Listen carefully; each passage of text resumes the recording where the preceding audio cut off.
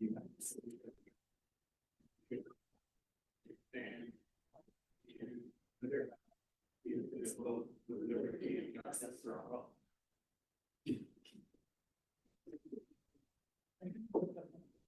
now the part of the meeting I'm always looking forward to. We have a land acknowledgement, and tonight it will be read by Bailey Greer, seventh grader from Woodward Middle School. Thank you for coming. We would like to begin by acknowledging that the land on which we gather is within the ancestral territory of the Suquamish people of clear salt water. Expert fishermen, canoe builders, and basket weavers, the Suquamish lived in harmony with the lands and waterways along Washington's Central Salish Sea as they have for thousands of years. Here, the Suquamish live and protect the land and waters of their ancestors for future generations, as promised by the Point Elliott Treaty of 1855. Thank you so much. Would you please come out and council members, let's go together.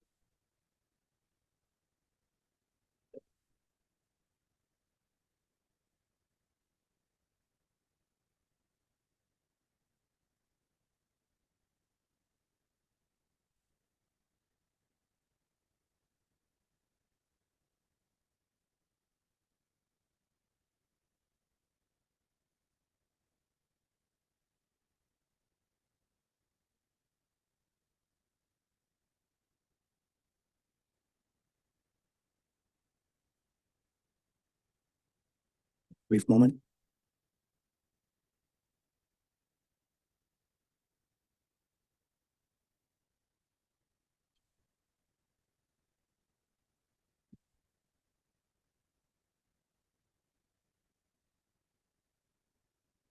So I would welcome approval of tonight's agenda. A motion for that?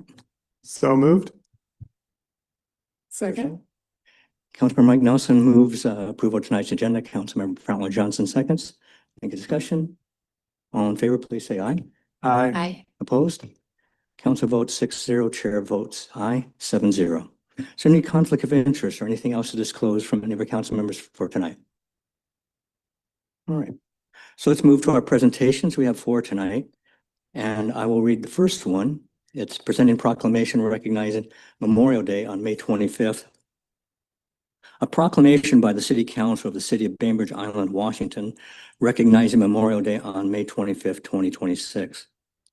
Whereas Memorial Day is designated as an annual day of remembrance to honor all those who have died in service to the United States during peace and war. And whereas we remember the men and women from all corners of the United States and the service personnel from our own community who have sacrificed their lives to maintain our security and the liberties that we hold dear. And whereas you can honor the fallen by attending memorial service, laying wreaths and flowers or planting flags on graves, educating children about the importance of the day, or observing a moment of silence at 3 p.m. on Memorial Day to reflect on those who have made the ultimate sacrifice to our state and nation. And whereas we are thankful that we are rich in civic organizations, such as the American Legion Colin Hyde Post 172, who will conduct a Memorial Day observance at Bainbridge High School Veterans Memorial Monument and at the Bud Hawk Memorial Park, American Legion Hall, Northeast Buckland Hill Road with Scout Troops 1564 and 1804, Cub Scout Pack 4496, and guests on May 25th, 2026. Now therefore, I, Clarence Moriwaki, Mayor of the City of Bainbridge Island, on behalf of the City Council, do hereby recognize May 25th as Memorial Day in the City of Bainbridge Island and ask all community members to remember those who have died in service to the United States. Dated this 12th day, May 2026, Clarence Moriwaki, Mayor. And to present this, I will have Gary Sakuma from the American Legion Colin Hyde Post 172.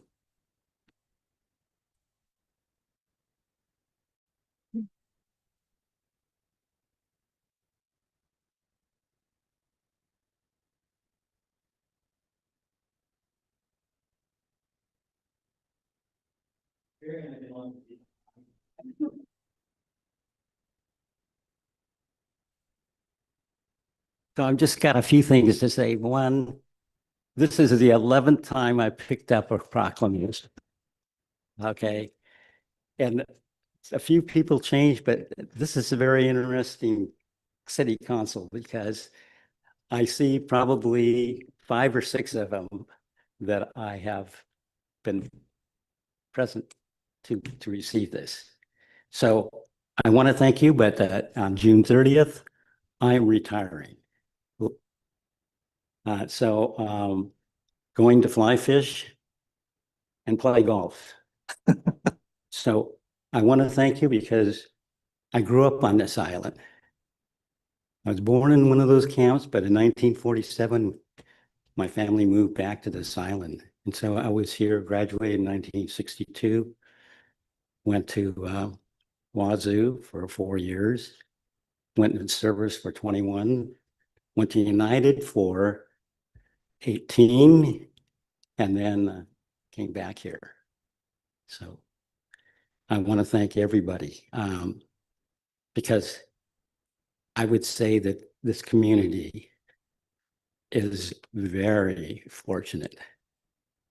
And so the only one I haven't met here is, of course, Mike Wilson. Right. So thank you.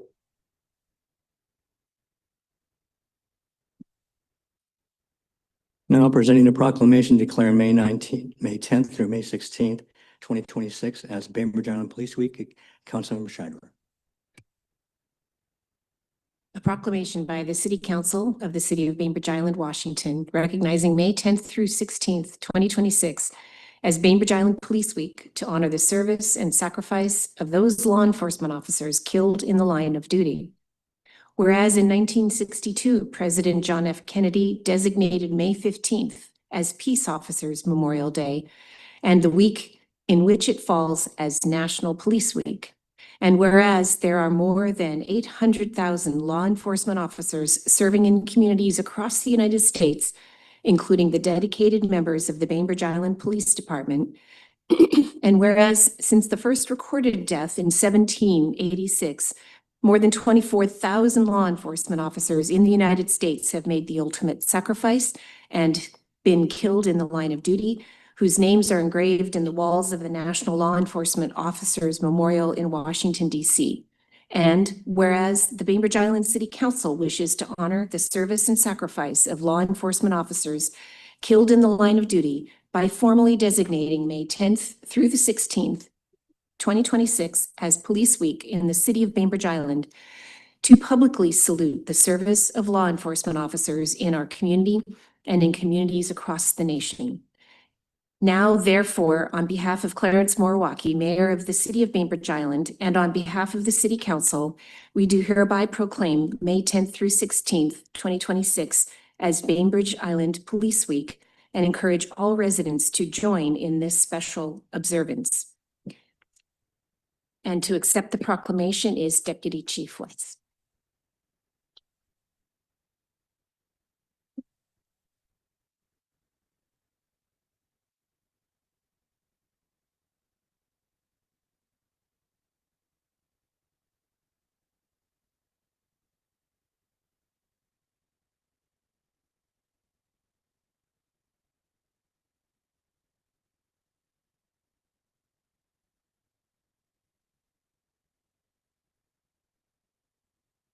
Thank you, Mayor and Council, for this. It means a lot. In Kitsap County, there's been 7 law enforcement officers killed in the line of duty since, I believe, 1930. The first was a Bureau of Alcohol, Tobacco, and Firearms agent back in the Prohibition days, all the way up to the last person who passed away. Just the anniversary was last month. It was our own officer, Kurt Inget.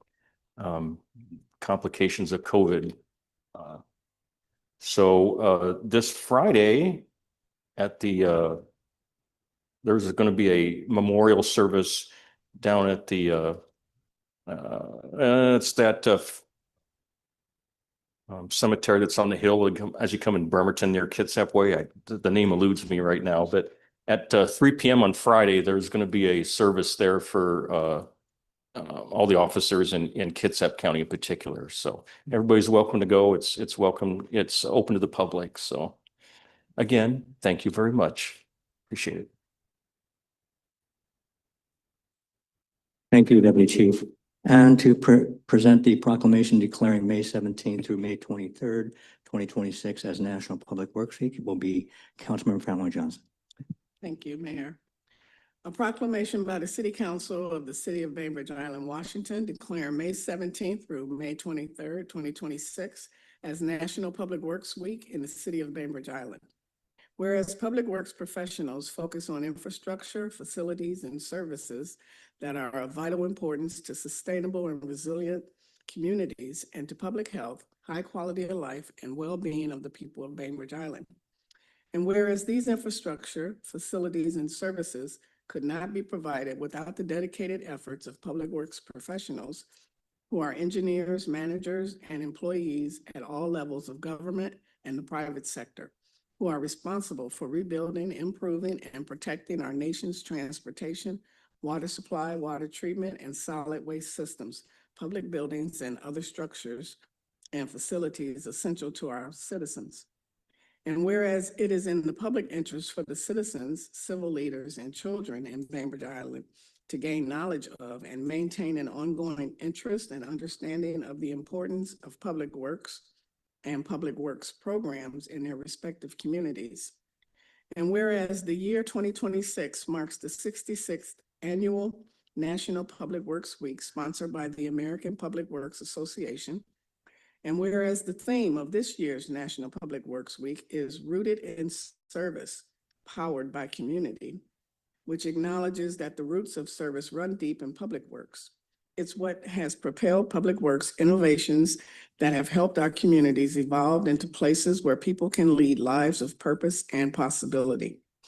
Now, therefore, I, on behalf of Clarence Moriarty, Mayor of the City of Bainbridge Island, and the City Council, do hereby designate the week of May 17th through 23rd, 2026 as National Public Works Week in the City of Bainbridge Island, and invite all residents to pay tribute to our public works professionals, engineers, managers, and employees, and to recognize the contributions they make every day towards the health, safety, and quality of life in our community. Signed this 20th day of May, 2026, Clarence Moriarty. And I'm presenting this to Peter Corrales, City Engineer in Public Works.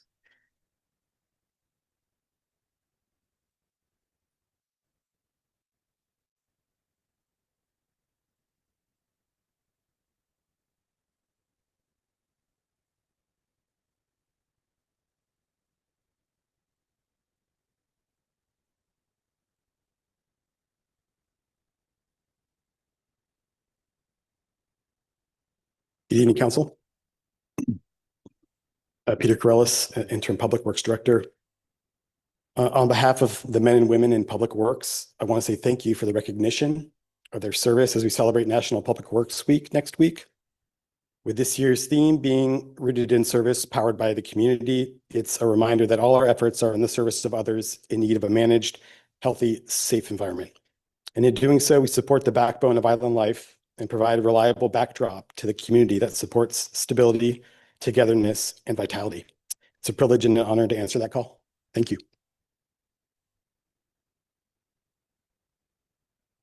Thank you. And to present proclamation declaring the month of May 2026 as Building Safety Month is Councilmember Matthews. Thanks, Mayor. And the cemetery from before that Deputy Chief Weiss was mentioning was Miller Woodlawn, in case anybody still wanted to know.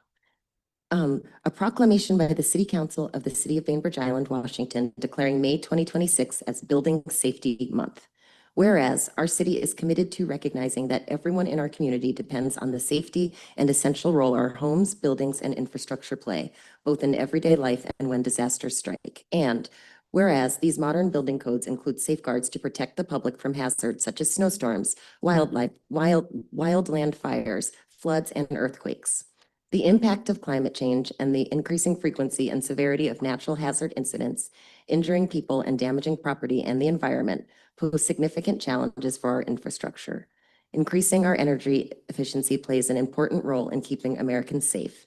And whereas Building Safety Month is sponsored by the Washington Association of Building Officials and the International Code Council to remind the public about the critical role of our community's largely unknown protectors of public safety, our local building code officials, who assure us of safe, sustainable, and affordable buildings that are essential to our prosperity. And whereas Built to Last, the theme for Building Safety Month 2026, focuses on resilient infrastructure with weekly topics covering safe homes, safety professionals, disaster preparedness, and accessibility. Now, therefore, on behalf of Mayor Clarence Morawaki, Mayor of the City of Bainbridge Island, on behalf of the City Council, do hereby proclaim the month of May 2026 as Building Safety Month in the City of Bainbridge Island and encourage our residents to recognize the importance of safe and resilient buildings and the work of our building code officials. Dated this 12th day of May 2026, Clarence Morawaki, Mayor. And I'm going to present this to Blake Holmes from our Planning Department.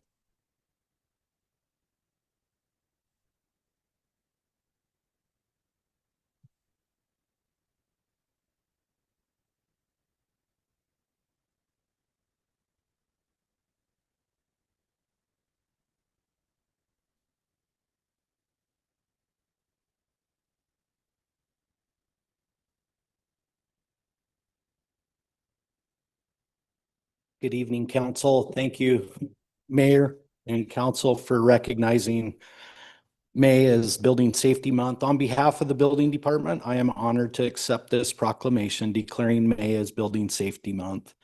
This is an international campaign led by the International Code Council to raise awareness about the importance of safe and resilient buildings. This recognition means a great deal to myself and staff. Our building inspectors, plans examiners, and permit specialists work tirelessly behind the scenes to ensure that every home, school, and business in our city is safe, sustainable, and resilient. This year's theme, Built to Last, truly reflects our mission. Building safety is not just about paperwork or regulations. It's about protecting the lives of our residents and the investments of our community. It's a collaborative effort, and I want to extend my appreciation to local architects, engineers, builders, and tradespeople who take pride in upholding these standards. We encourage all citizens to join us this month to learn more about the importance of building safety, from energy efficiency to fire safety and disaster preparedness. These standards keep Bainbridge Island a safe place to live, work, and thrive. Thank you for recognizing the month of May as Building Safety Month. Thank you. Now to agenda item number 4, public comment.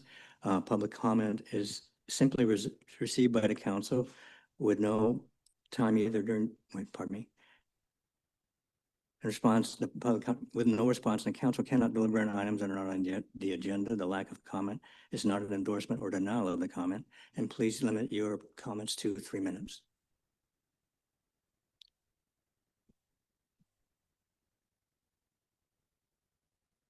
And I'll put 2 names in a row so the next person will be ready to queue up. First is Andrea Wilson, followed by John Carson and Lindsay Browning.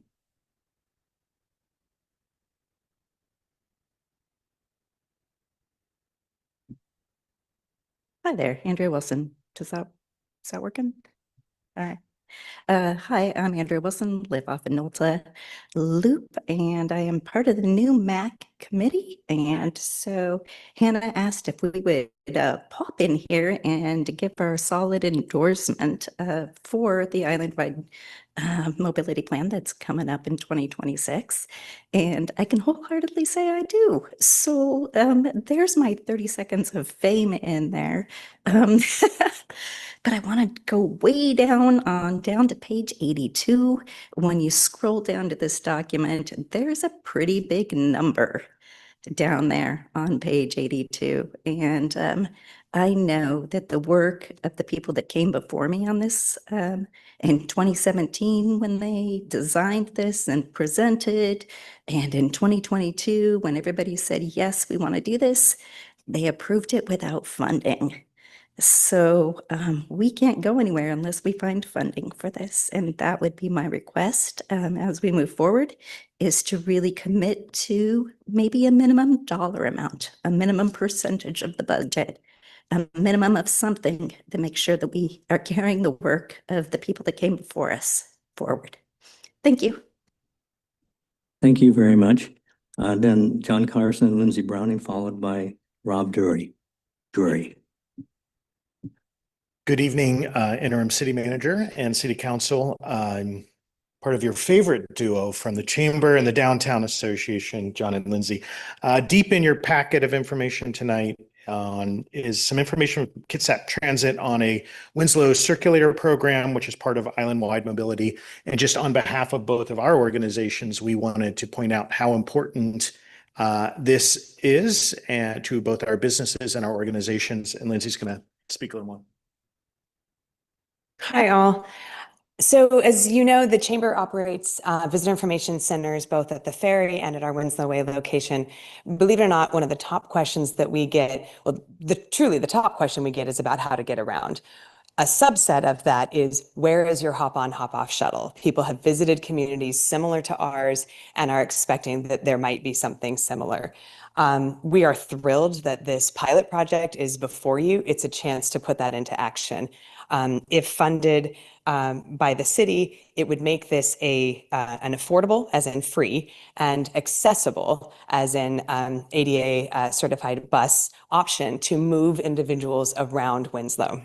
This is not just limited to visitors, but with FIFA coming this summer, with America's 250th birthday, with unprecedented visitor rates anticipated for this summer, this is a chance to get folks into the heart of Winslow and move them around so that they can patron our businesses, not just adjacent to the ferry, but throughout the Winslow corridor. It's set up so that it can be hop on, hop off with a handful of stops, and then also hailable, which means folks can wave a hand and grab a ride. Our only future dream would be that it's wrapped in something like orcas and mountains and ferries so that it's really, really clear and promotable, because that would be the next stage, so that people can hop on an eye-catching ride and educate one another. But I also want to point out that this is for residents too. We know we have a parking issue in Winslow, and the easternmost passage of this shuttle goes down Ferncliff on the return route to the ferry. It's hailable there, which means that residents in Wing Point, along Ferncliff, Garibaldi could all take that to the farmers market, say, or to Aaron's in Winslow, reducing the number of cars that need to come in, because it's just a little outside walking distance for some. So we at the Chamber, at the BIDA, and our partner organization, Visit Bainbridge Island, are committed to partnering with Kitsap Transit to market this, to get the word out. It's only 13 Saturdays, but we will work with them to collect data and hopefully turn this into a bigger project. The businesses are deeply grateful for the opportunity to have greater exploration. And I also want to note that the student-run Jack Flash organization, the cute little golf carts, will not be back this summer due to insurance challenges. So because we're able to support the city and Kitsap Transit in this, the genesis of the shuttle is right there at the bus barn at the ferry terminal. So it also replaces, just for those who have a tough time walking into Winslow, it replaces that service as well. I'm so sorry we can't stay for the vote later tonight, kid activities, but know that a vote for this is a vote very much in support of the businesses who are looking forward to this visitation. And unrelated, I just want to say thank you to Kobe's Public Works, since it is National Public Works Week coming up. Both of our orgs are super reliant. I couldn't do my job without the fantastic Public Works department that we have here. So thank you, guys. Thank you. Thank you, John Lindsay. Now Rob Drury, followed by Ted Jones. Rob Drury. Well, just look on, he might show up. Ted Jones, followed by Ron Peltier. Hi there, interim city manager, mayor, councilman, friends, neighbors. Imagine you're driving down 305 and you're talking with your cell phone in the cradle, hands off, and you're talking to your friends or your clients, and you have to say the statement we all say every day: hold on, I may have to call you back. I'm going through a dead zone. Driving down 305 is just one of the many places on this island where we know cell phone coverage is just abysmal. Our homes and schools, or sorry, our homes, which are now our offices, most of us need Wi-Fi repeaters in the home because it doesn't reach the cell phone tower. You work out in the yard, doesn't work. The repairmen come and they climb poles trying to find. I write paper checks because they can't log in to their service when they're repairing my furnace. When you're in the school, my sons were both at Bainbridge High School. Our Verizon phones did not work there. They didn't work at home without the repeater. You go to the park and you have this beautiful indicator on the trail that says you're at location 4B if you're being chased by a coyote or you twist your ankle right here. It'd be nice to be able to tell somebody that you're at 4B, but you can't because the cell phone doesn't work. Every island or every cell phone company that I've seen an ad for shows a map with 100% coverage on all of Bainbridge Island. We know it's not true. I challenge you to take some action on this. I think the city council alone speaks for all the people of the island. Sure, you're a government with many governments around us. Schools and parks are separate, but you speak for the whole island. And I think I challenge you to try to do something about that whopping hole in our cell phone coverage. For example, there's a 10-year franchise agreement on your plate for tonight with Verizon, and I'm not singling out Verizon, even though I've had them and I don't now. We have some leverage, and I suggest that we could show some leadership here and use it. Maybe we can challenge them, name a building for whoever can actually complete the holes in their map. T-Mobile likes to advertise. We can see the pink glow of the stadium from here.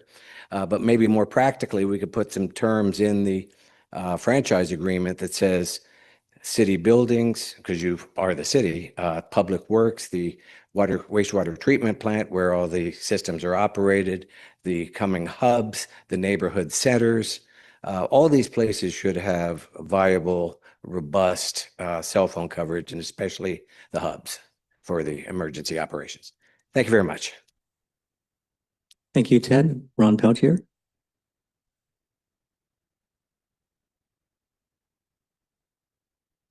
Good evening, council members, city managers, city attorney. Hope you're all doing well tonight. I just want to talk a little bit about the comp plan introduction. There's a history section at the beginning of the introduction of the comp plan, and it really hasn't been updated for quite a while. There's mention of Indigenous people, Suquamish, who had villages on Bainbridge, and then it goes directly to settlement. And there's no mention of the Treaty of Point Elliott. And I think it would be good if that was included, along with some of the maybe some of the terms of that treaty that where the Suquamish ceded lands, including Bainbridge Island. And I would also like to see a mention of the Allotment Act, the Dawes Act, and the Burke Act, which resulted in majority of local reservations, including Suquamish Reservation, being sold to non-natives. Currently, Squamish own about half of their reservation that they got in exchange for ceding Bainbridge Island other lands. And I think that should go in our introduction to our comp plan and history section. There's also hardly any mention of the islands Filipinos and no mention of the islands Indopinos.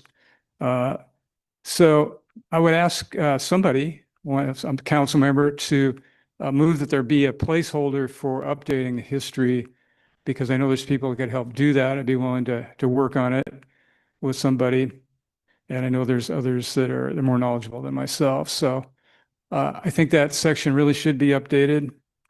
Also, I want to bring to your attention that the Growth Management Act requires the addition of a climate change and resiliency element. I don't know if that's on the radar screen for the city. But that's in RCW 3678-0709, requires a climate change and resiliency element. I haven't seen any mention of that. And I do want to make one last comment about the island-wide mobility plan. We just need simple shoulders on this island. And the island-wide mobility plan is it's like a plan that exists kind of in a way as an end in itself, and it's disconnected from the limited revenues that the city has. And it wasn't that long ago, the city was talking about floating a bond to pay for road maintenance. So how are we going to pay for all the stuff that's in the island-wide mobility plan? Well, we probably aren't. And what would be nice is if we, first of all, focused on a lot of the roads on the island where it'd be very easy to add a widened shoulder. And, it's really frustrating to be riding along and here's the concrete, and right after the fog line, it's just like the concrete ends. And you can't really pull off unless you slow down. And so I'm not a big fan of the island-wide mobility plan. I think it's grandiose. I think we need something more simple that we're actually going to do and that we can afford. Thank you. Have a great meeting. Thank you, Ron. One more call for Rob Drury. All right, if someone in the audience who'd like to come forward, please state your name. Thank you, Mr. Mayor. Malcolm Gander, Rolling Bay.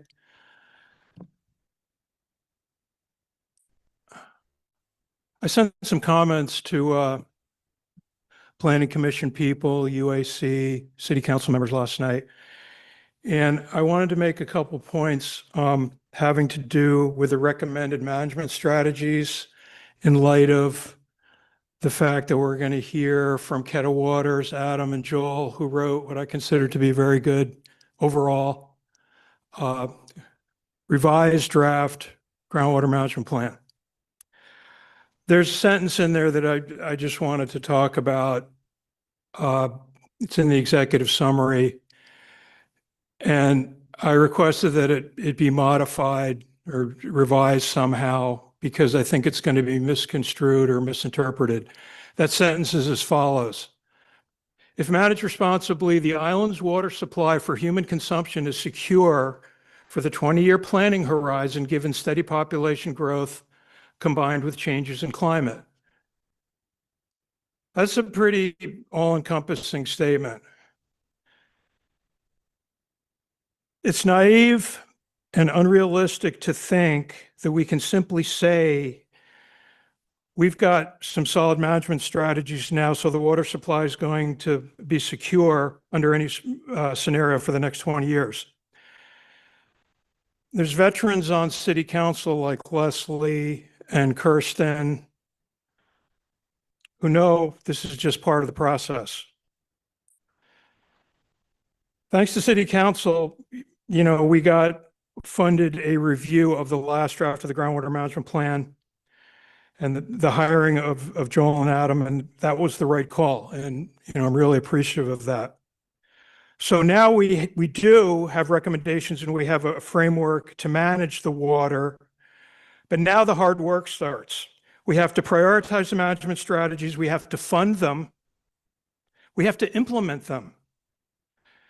And then we have to track how they're going to work, how they're working in the next few years. We have all kinds of plans we've written over the last 20 years, and I've read them, and they've been written by very good consultants like Herrera, HDR, all these companies over the years that these engineering companies I've worked with, I've teamed with, they're great.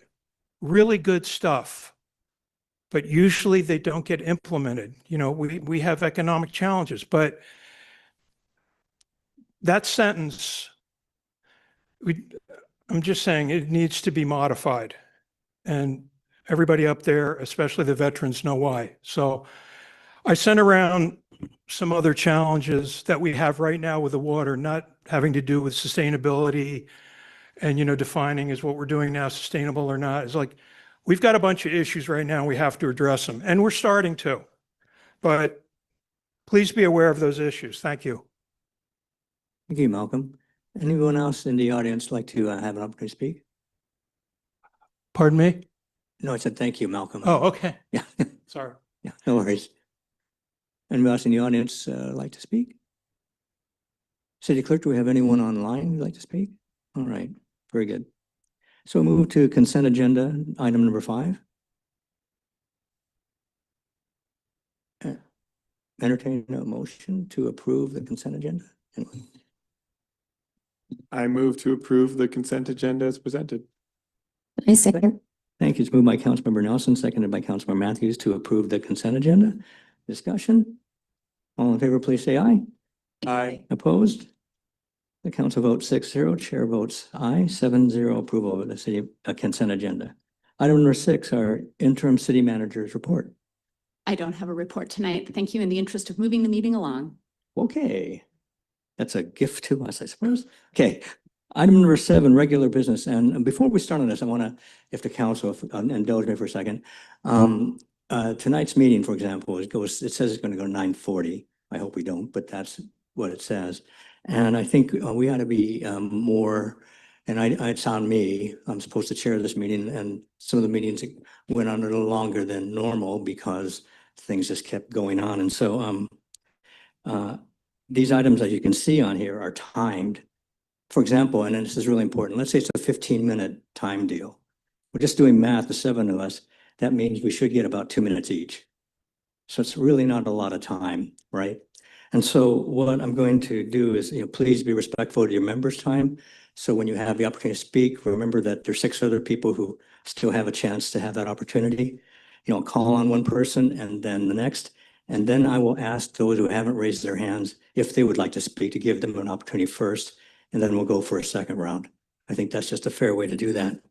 And also, we've done a good practice here, and I hope we continue this, to gather all the questions that you might have and then save them at the end of our comments, so staff or the expert can answer them all at the same time rather than a one-on-one take. That takes a lot of time. And if someone has already said something that you're wanted to say, I would suggest please say, well, I totally agree with Councilmember Franklin Johnson. She stole all my ideas, but I agree with it. And move from there and bring up new information. I think that would help us out a lot. And finally, the one thing we have to remember is staff here. These people, some of them work 10 hours already, and they're here, and many of them are here just for maybe one agenda item at the end of the meeting, and they're waiting here for their opportunity to speak, and we don't ask them for any turn. So I shouldn't say a waste of time, because they want to be here to serve as our experts and give us questions or answers rather. So that's another reason why to try to keep the meetings as efficient as possible. And after 10 years in Olympia, being that staff person in the governor's office and the state senate, and they go long. I never lived in Olympia. Lived in Tacoma and Tukwila. I was on the Tukwila City Council and the state senate. That was a really long couple of years. And you stay there at the pleasure of the senate and the pleasure of the governor. And everybody who traveled like me or commuted, we had what we called the Olympia Hilton. And that was a sleeping bag, a change of clothes, and a toothbrush in our trunk. And I knew my friends who had the best couches. So I know what it's like to be staffed, to have to stay long. So I'm very empathetic at that. So I just really want to be respectful of their times as well. And finally, respectful to our public and to those watching. A lot of you who do want to watch meetings, it gets long after a while. I understand that. And so we should be respectful of your time as well. And that's just what I want to say. I learned this, most of us here have been on some board locally on a nonprofit or some other thing. And on those nonprofits, the people who join, they have a busy life, their own life, they're retired or whatnot. And they're setting aside those 2 hours that evening or 2 hours during the day. And when they host those meetings, they keep focused on the agenda items, because 8 o'clock is the end of their meeting. So I want to at least try to shoot for trying to be as efficient as we can, and the plans that we inject in our agenda. And especially as we get on, it's going to be more of a challenge as we get closer to adoption of some of these other issues that we have to take care of. So I'm just asking, thank you for giving me time to share those thoughts, and I hope we can move forward on that.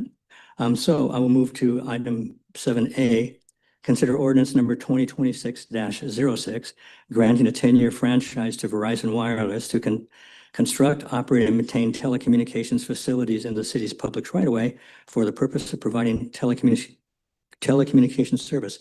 Is there a presentation of this, interim city manager?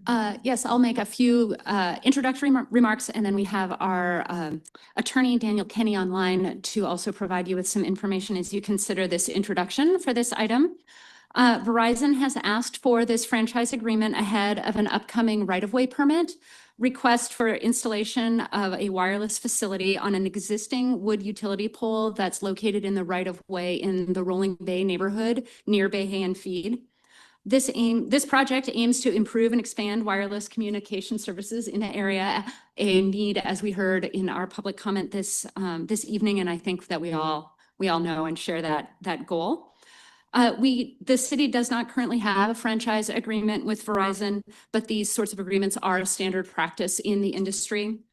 The proposed franchise agreement is non-exclusive, so we would be able to have other agreements with other companies, similar agreements. We could use this one as a model to provide this kind of efficiency.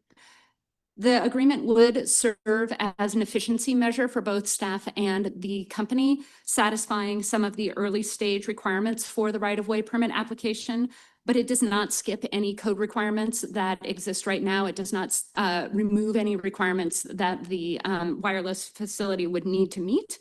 And it doesn't guarantee that every right-of-way permit that they submit would be approved. So the process and the standards continue to be the same. It does provide a framework for future permits and also provides for things that we don't currently get, like reporting and for removal of abandoned. It provides a framework for removal of abandoned or unworking equipment. We are asking you today to consider this agreement and schedule it for further consideration of approval at a future meeting. I'll turn it over now to our attorney, Mr. Kenny, and I think he has a few more words for you and is available to answer questions.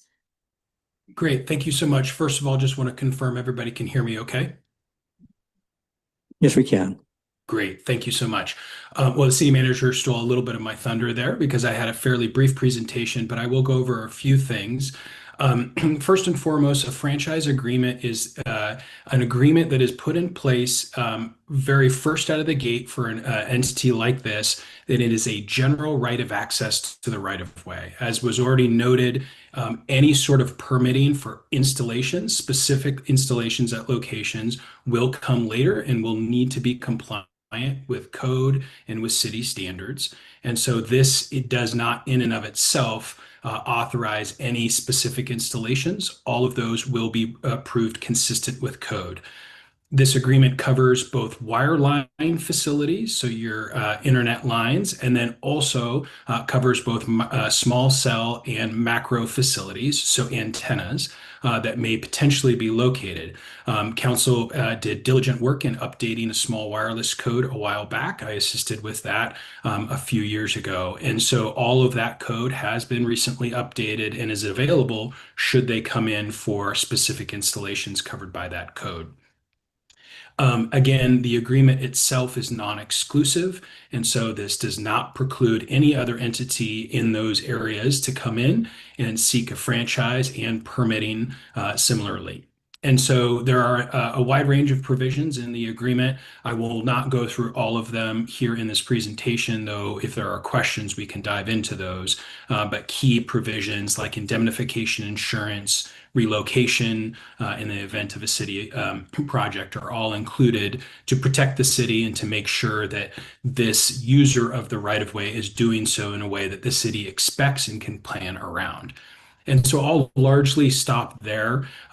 State law does require 2 readings, and so this would be the first of those 2 readings, and we'd be looking to schedule this for its second reading where there would be a decision made, and so no decision tonight. And so I'll stop there, entertain any questions, and I do hear that you have a full meeting, and so would be happy to answer questions after the meeting if necessary as well. Thank you, Daniel. And I'd like to remind council we had 10 minutes allotted for this.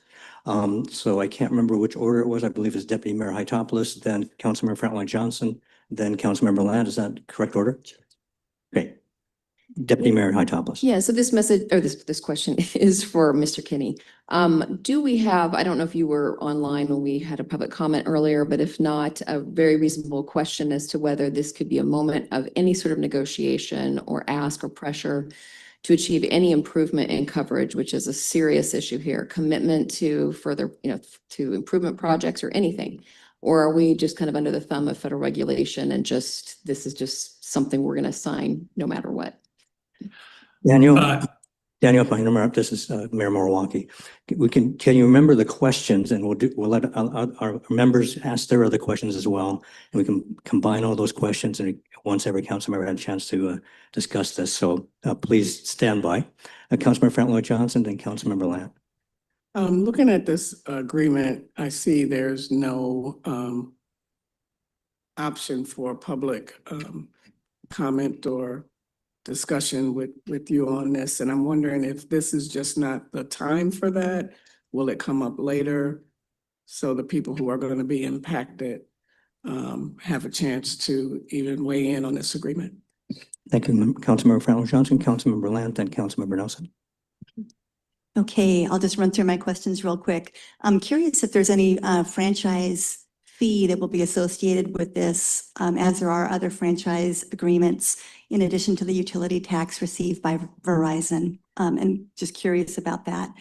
Also, I'm curious if Verizon's definition of facilities includes infrastructure that might be used for surveillance purposes, i.e. cameras, data collection of any sort that is within the public right-of-way. This could also be asked of any other utility that's hanging from a line or using infrastructure, but I'm curious if this is something that they would possibly do for their own data collection, and if it's surveillance of any sort for protection of their own resources is part of this agreement. And to follow up what Ted said is, and what Deputy Mayor also said is, this is such an opportunity to try and make a plug for better connectivity across the island. And if there's any way that we can push that, I don't know how, but if we can, we must. And I'm hoping that this is going to be an opportunity for our Public Works Department to work with the UAC to develop some criteria to alert adjacent property owners when third-party work is being done so that there's no surprises to private property owners. Thank you. Thank you, Councilor Nelson. Yeah, I wanna echo the main thing should be trying to get better cell service. So I agree with Deputy Mayor on that one. And then I also share Councilmember Lant's concerns around data privacy. I want to know whether this allows any sort of cameras or anything that could be used to aid federal immigration enforcement. That's a concern that I raised when we talked about speed cameras up here. And then, so those are my main concerns that I'd like to hear about that. Beyond that, I would ask that you look at the names in the ordinance and the agreement, because Section 2 says Comcast. It does not say Verizon. And then there's a couple places where it looks like you forgot the word Seattle in Seattle SMSA Limited Partnership doing business as Verizon Wireless. And I'll leave it there. Thank you, Councilor Nelson. Would Councilor Matthews and Councilmember Shire have an opportunity to speak? Councilmember Matthews. Thanks, Mayor. I think everyone covered all the things I was concerned about or wanted to say. Just one question, if the Utility Advisory Committee had a chance to look at this. I couldn't tell from Ted's comments, but it didn't seem like it went to them, and if there would be any benefit of them being added to the discussion. Councilmember Shire, did you, you're the only person that hasn't spoken. We're pushing up the 10-minute limit, so let's move this over to our expert here. Daniel, did you get all those questions? I think so. Thank you for the questions. I'm going to fly through them, and hopefully I touch on them all. And I may not go exactly in order because some of them are kind of low-hanging fruit, so I can cruise through them. But so tool for more coverage. I mean, this is the necessary first step in order to roll out into your community in any number of different ways, not just for the one project that I think is on the horizon. And so by approving this, you are facilitating them doing more in your community. It is not a tool to leverage per se.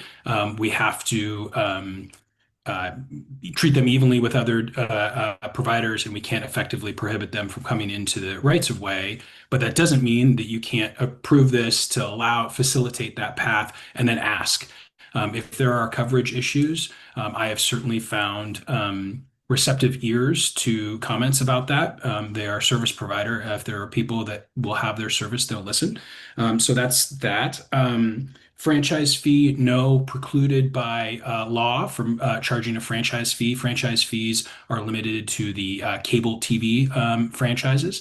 And so they will pay costs for the franchise itself, but not for a franchise fee for ongoing for use of the rights of way. And then criteria for alerting owners. There is a provision that's existing in code. I believe it's in 1902 that would allow for notifications or requirement to have notifications. That certainly can be more robust in a right-of-way permit or something like that. But there is one tool that currently exists. Noted on the two comments about the references, we can get those corrected for the next time. Apologies for that. I do not believe this went to the advisory committee. I can let staff speak to that, but I do know Public Works Director and staff team did review it. And so if there is more clarification, I can defer to them on that. In terms of public comment and discussion, again, I'll defer to the staff team on standard procedures for allowing public comments on the agreement itself. There's certainly public comment opportunities at both this meeting and the forthcoming meeting for when it will be considered. And then finally, the comment on the facilities and surveillance. No, that's not the intention of this agreement, nor how I would read the definitions of both facilities and for the telecommunications services, both of which are defined terms in the agreement. And let me just see if I can scroll back up here. It's physical infrastructure supporting high-speed data, internet protocol, internet services, telephone, data transport. It's all related to the facilities that are needed to provide the two things or the three things that they can do: the internet, the small wireless, or the macro facilities.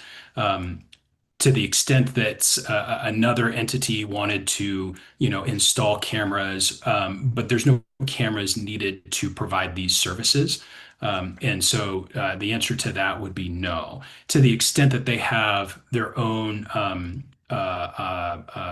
premises safety, type things for themselves to make sure that their boxes don't get broken into. I don't know to what extent they have something like that, but all of their facilities have to be in furtherance of their services, which are allowed under this agreement, which are all defined terms. And let me just quickly look at my notes. I believe I touched on each of the bullet points that I have. If anybody feels like I did not, please let me know. Thank you, Daniel. Just like to remind council, we are over time on this, and this is a motion to move it to the next business meeting, of which there's more opportunity to ask questions.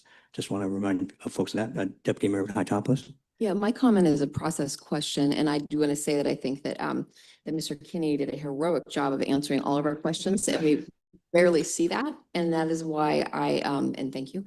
I will be contesting the idea that we're going to have to all stack our questions on substantive things that we need to have some level of dialogue on. It feels a little bit controlling and disempowering to me. But for this particular item and this particular presenter, it worked great. So thank you very much again, Mr. Kinney. Councilmember Fallon Johnson. Yeah, I want to make the motion. I move to forward ordinance number 2026-06 regarding a Verizon franchise agreement to a future city council business meeting for consideration of approval. A second. Councilmember Fallon Johnson moves and Councilmember Nelson seconds the motion to move this ordinance number 2026 to a future business meeting. Any further discussion on the motion? All in favor, please say aye. Aye. Aye. Opposed? Vote is 6-0. The chair votes aye, 7-0. This moves forward to a future business meeting. Now we move to regular business 7B, present final groundwater management draft and public engagement schedule. Council, good evening. Ellen Schroer, interim city manager, and I want to first acknowledge that this plan has been years in the making. So I am delighted to be here to, to introduce this item. As far as I know, we've been working on this since at least 2022 and maybe longer than that. I want to thank our current and former staff members, consultants, council, and committee members for getting us this far. And let me show you here is the groundwater management plan. It got its own special binder. The rest of my agenda is in a different binder. So this binder is just the groundwater management plan. Thank you to everybody for all of the work that it has taken to put this together. The plan has already had lots of review with members of council advisory committees, a technical advisory committee, and council briefings over the past year and more. The report is lengthy, as I just showed you, and the intention of tonight's discussion is not to walk through every step of this plan, but to introduce it to you, provide highlights, and talk about the public engagement that we're planning in coming weeks. We'll bring it back to you for additional review and ask you to approve it, as this is part of incorporated by reference in the comprehensive plan. The plan sets out a framework for us to understand our current situation and provides important suggestions for implementation so that we can put this into action. I'll turn this over now to our public works staff and consultants for a brief presentation. Christian Berg is here from our water resources team to give you some more information. Thank you, Christian. Good evening, City Council. I'm Christian Berg, the Surface and Groundwater Resource Specialist here in Public Works. And we'll be joined by Keita Waters, which is Joel and Adam Massaman. If you could do us a favor and rise the podium up to you so we could, there's a button underneath the podium to lift it up. Get a little bit closer to your mouth there. Ooh, very nice. First time with the new podium. It's a James Bond thing, yeah. That's great. Thank you very much. Thank you. I was saying that Joel and Adam will be joining us a little bit later in the presentation when they have some slides to present to you. So thank you for having me. I'm very excited to be here. I was all day, I was at the Water Festival at the Kitsap County Fairgrounds, so I thought it was fitting just to leave my t-shirt on for today because we were talking to lots of fourth graders all day about groundwater and introducing the word aquifer to them. Almost none of them had heard about it, so that was really exciting, and I hope we can do more of it on the island soon. I am really excited to be here tonight to present what we're calling the final 90% level draft to you. It's been a long time coming, as Ellen had mentioned, about 5 years of my time here at the city working on it. And I would like to show a few of the highlights of what we've done to the plan. Next slide.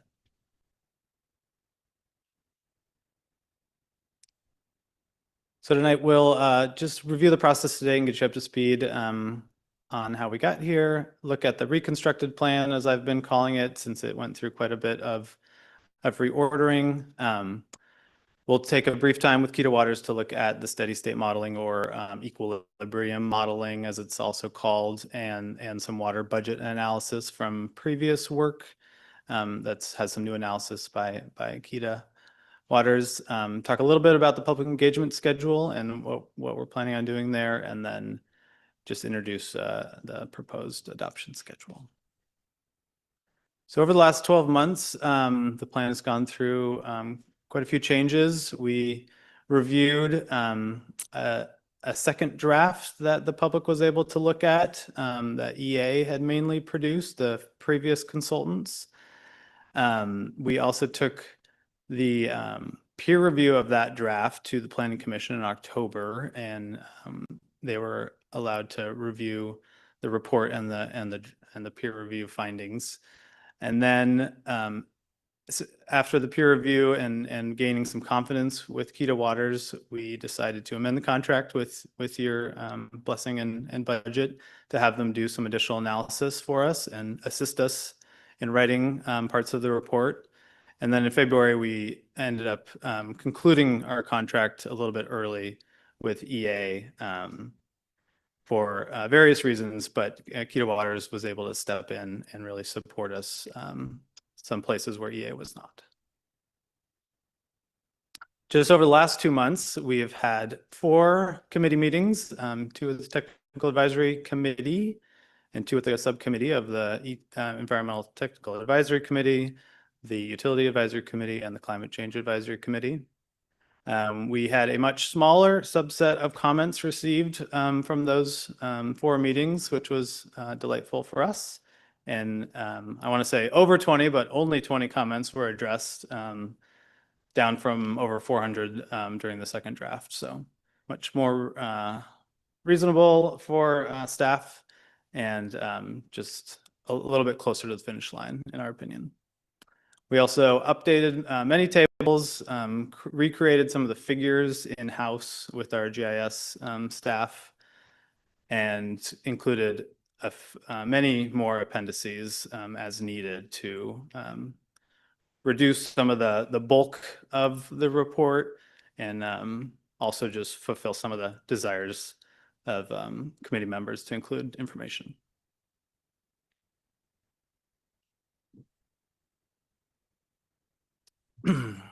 Sorry, this is really text heavy presentation. I apologize. So this final or 90% plan was constructed by city staff and Kita Waters, as I said, and we included a few new sections that Kita Waters had finalized for this draft. We were able to remove quite a bit of repetition that we felt was made it difficult to read. There was some really general sections that weren't really about Bainbridge that we took out. We had shortened and revised the executive summary to be more understandable to maybe the lay reader who wasn't going to get into the whole plan. Again, added some review and comparison by Kita Waters, as well as the new summary of their modeling work, their steady state or equilibrium modeling that they'll be talking about.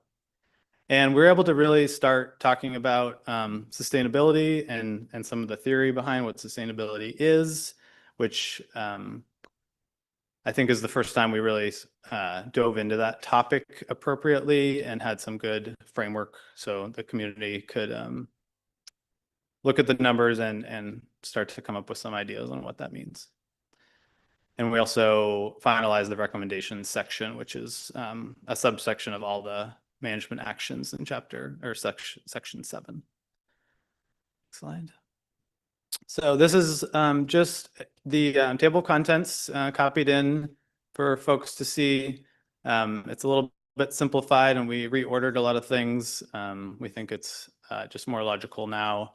And I put 5 and 6 in italics because that's where a lot of the new content is. If people are interested in approaching the document and seeing just the new information, you can go to section 5 and 6 is where Kita Waters will now be hopefully online and going through a few of their slides to summarize their work and their new content. Thank you very much. We have about 26 minutes left in this section of our agenda. I'll open it up to council. Or is there more presentations? Sorry, yes. Kita will be joining us sorry. virtually to go through a few slides, and then I have a couple slides after that. Pardon me. Right. Sorry, we're almost there.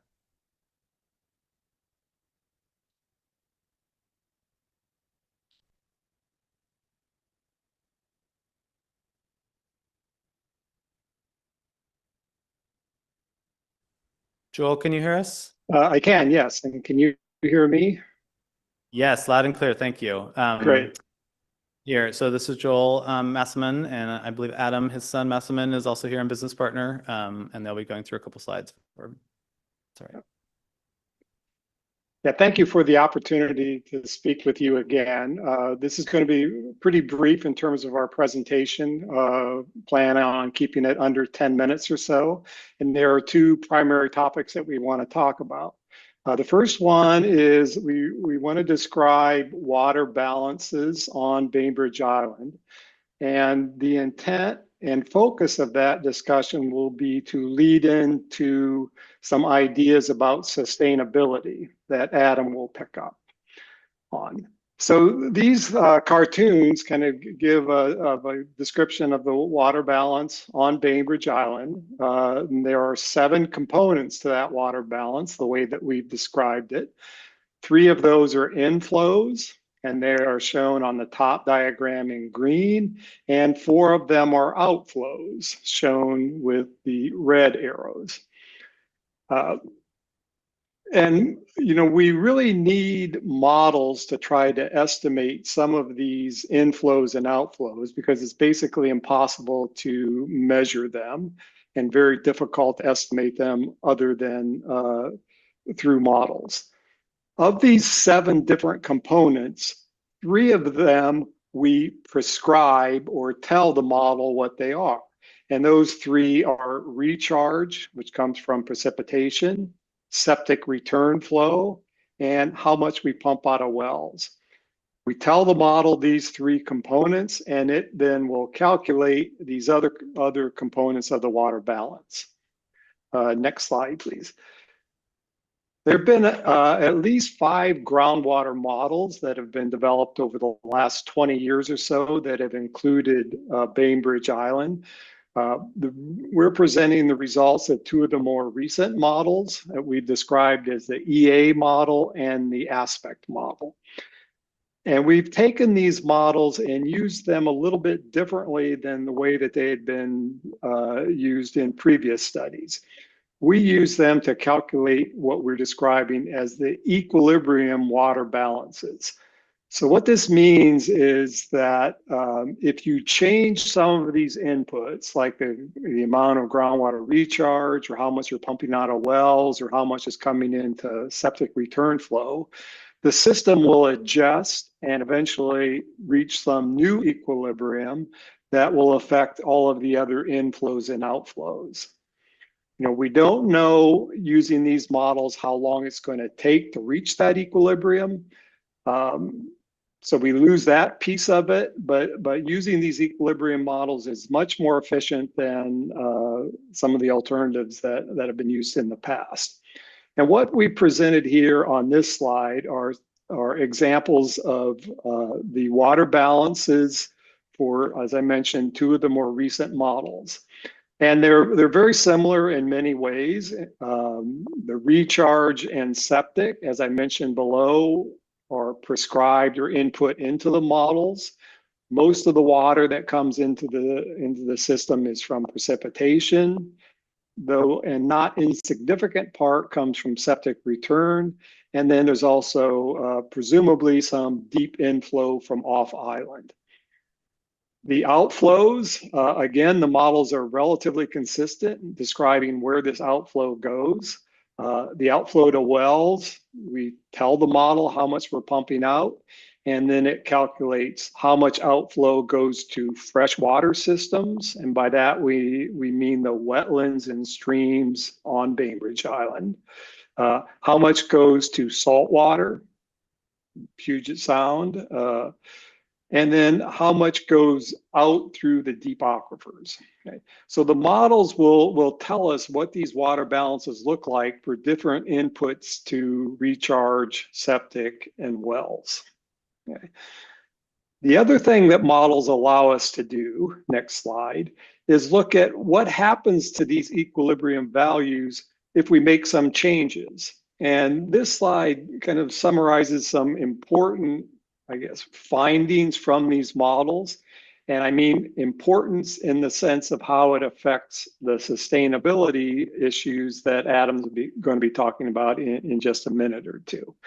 The first thing is that recharge is very important. And basically, there's kind of a one-to-one impact between changes in recharge and how much groundwater flows to surface waters. Okay. The second thing is if you got rid of all septic return flow on the island, the flow to surface waters would drop by about 8 to 10%, okay, on average. The drop during the summer months in terms of percentage of the stream flow would probably be significantly more than that 8 to 10%. So septic return flow is important, okay? Third observation, not surprising, is groundwater pumping affects the flows to surface waters. But what the models are able to estimate is as you go deeper into the system, how much of that impact gets reduced. And the deeper you go, the less the impact is. So that has impact on what our recommendations are in terms of sustainability. And just to give you kind of a general sense, if you pump from the deepest aquifer on the island, it's called the Fletcher Bay Aquifer, about 10% of the water that you pump out is coming from those surface waters. If you're pumping water out of more shallow aquifers, like the sea level aquifer, that percentage gets up from 10% to maybe closer to 50 or 60%. So the deeper you go, the less impact you have on surface waters. The risk that you run by pumping from those deeper aquifers is saltwater intrusion. And this saltwater intrusion occurs if you draw the water level in those aquifers down below sea level. In most of the scenarios that have been considered in these 5 models that have been developed over the years, the groundwater levels in those deeper aquifers remain higher than sea level.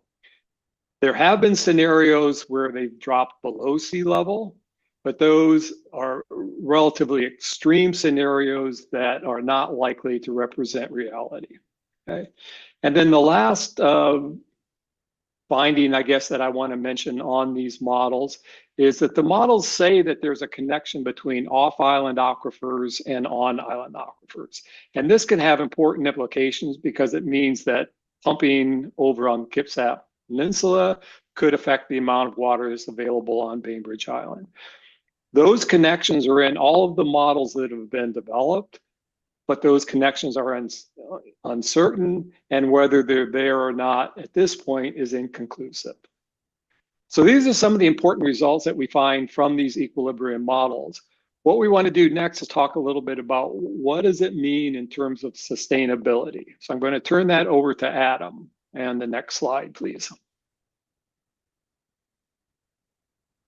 Thanks. Yeah. So, first we want to start with a definition for what sustainable yield is. And the definition we're using is some groundwater pumping that can be maintained for an indefinite time without causing unacceptable environmental, economic, or social consequences.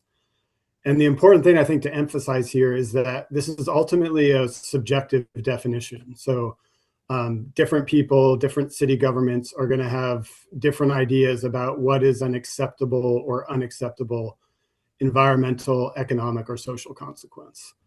For this analysis, though, we did want to provide some, estimates of sustainable yield. And so the approach we took was to rely on some kind of rule of thumbs that are based on solid conceptual ideas and that have kind of led to groundwater pumping that has been acceptable across a kind of range of climates and social situations across the US. And so these rule of thumbs, what they do is they relate characteristics of the groundwater system to what is this sustainable yield pumping that we can take out of the ground. So for example, we might relate recharge to an amount of pumping, or we might relate the amount of precipitation falling on the island to an amount of sustainable pumping. And we basically use these characteristics of the groundwater system to generate a range of sustainable usage. And that range reflects uncertainty in the system, and then also the fact that ultimately sustainable yield has some subjectivity to it. So if we go to the next slide, we can present those results. Yeah, so when we do this process, basically the kind of jumping to the conclusion is our rough estimate of sustainable yield is between 420 and 980 million gallons of pumping per year. And we can compare this to kind of our estimates of what current consumptive use is. And that is between 325 and 590 million gallons per year. And you'll see that this kind of leads us to possibly an unsatisfying situation where this amount of consumptive use could be either sustainable or unsustainable. So if consumptive use is on the low end of this range and sustainable yield is on the middle to high end of that range, then we're almost certainly in a sustainable situation. But if consumptive use is on the high end of the range, but sustainable yield is on the low end, then we'd be in an unfortunate, unsustainable situation. So basically, the uncertainty in the system and using these kind of conceptual rules of thumb to meet this definition on the previous slide lead to a situation where we can't say definitively whether current water usage is sustainable or unsustainable. Maybe the silver lining, though, is that there are some things we can say with more certainty about this system. So the first thing is that current permitted water rights on the island and private well usage from roughly 1,700 wells almost certainly exceeds sustainable yield. And I want to emphasize that the current water rights are not fully utilized, so current consumptive use is much less than the permitted water rights on the island. But if we were to, fully pump what is legally allowed in the current situation, we would be almost certainly in an unsustainable situation. So this might present some limitations to, legal tools to ensure sustainability. But then maybe on a more positive note is, we examined some of the water usage patterns of the group-based systems on or on Bainbridge Island. And one in particular has reduced water usage to 39 gallons per person per day. My understanding of the system is that there are some common areas that are irrigated, have outside irrigation on a separate meter. So this 39 gallons per person per day does not include that common outdoor water usage, but it is what is the metered water usage going into these homes. And so we can do a thought experiment where we say, okay, what if on Bainbridge Island, everybody used this amount of water, 39 gallons per person per day? And we find that, if we do that and return flows are about the same, return flows being water that's pumped out of the ground that makes it back into the groundwater system through septic flows or leakage, then consumptive water use would be between 175 and 210 million gallons per year. And the important point is that this amount of water usage would almost certainly be sustainable. And so this really, this water system and this thought experiment, it really highlights, the potential for conservation that if, individual water users on Bainbridge Island are able to reduce water usage to this amount that people are already doing, that the water usage would almost certainly be sustainable, and there would be room for growth as well. And I believe that concludes our presentation. We can open it up for questions. Thank you, Kate. I'm opening up to the council. Deputy Mayor Hytopoulos, and then Councilmember Nelson. Yeah, hi. I have a couple questions. One is going to the executive summary, and actually I think you may have sort of touched on this. Let me just see real quick. My question is about where it feels like there's an opportunity to translate to ERUs or population, but you've chosen not to. And I'm wondering if that's something that you're willing to do, or why you wouldn't, given our current state of planning. And that is in the executive summary, where it talks about the range of 1,200 to 3,000 acre feet per year as the estimated sustainable yield, and 1,000 to 1,800 acre feet per year of the current use. And I appreciate that these are ranges, and I appreciate that even the ranges you can't, bet on, but you've attempted, it seems like, to give us an idea of sustainable yield versus use.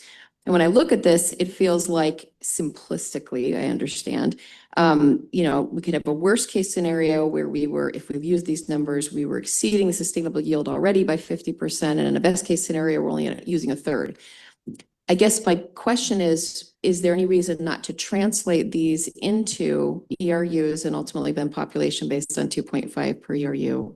So we'd have a sense of, well, your range of sustainable population on, for sustainable yield is ultimately going to be about this. And of course, it could be dependent on usage and everything like you mentioned. I guess I'll just ask that question for now, and I may have another one. Yeah, and if you could hold on the answer, what we're doing is, you got that question, you got it pretty much there. We're going to ask each council member to ask their questions, and then once everyone has had a chance to share their questions, then we can have you reply to them. So Councilmember Nelson, I don't see any other light on. I'll rapid fire my questions for you, okay, Mayor? So first, I'm just curious, what percentage of recharge becomes drawable for drinking water? The second one is, what informs the bottom number in the ranges and what informs the top number in the ranges?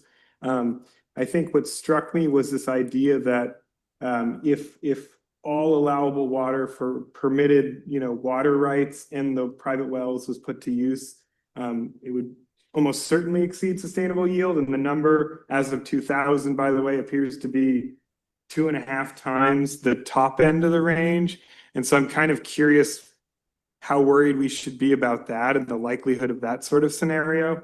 And then I think what Bainbridge Island water systems was able to reduce water usage to that level is something I'd want to know. And then my last question is, it says if we pump at sort of 1.5 times the current rate, we're okay. But if we pump at 2 times the current rate, we're going to potentially have some aquifers drop below sea level and get seawater intrusion. And I guess just kind of as a thought experiment, from 2001 to 2021, the population grew just about shy of 20%. But consumption actually increased about 67%.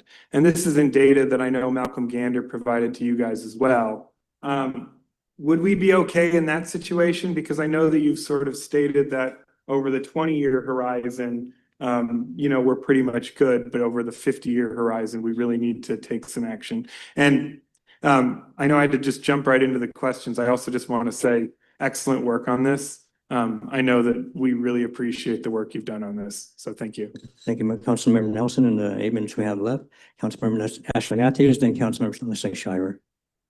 Thanks, Mayor, and thank you so much. So we've seen the groundwater management plan now for a few years, but in those few years and in the last year, something wonderful happened. Our community sort of came together and found you. So thank you so much for all the work that you've done, and it's been really great to see the community get behind your data and your work on this plan. So I have one question, and it's which tends to use more water, single-family housing or multifamily housing? Thank you, Councilmember Matthews. Councilmember Shirer. Thank you, Mayor. This has been great. Really appreciate it. I'm wondering, as has been noted, there's a big gap, sort of the level of uncertainty, the low end and the high end are kind of far apart.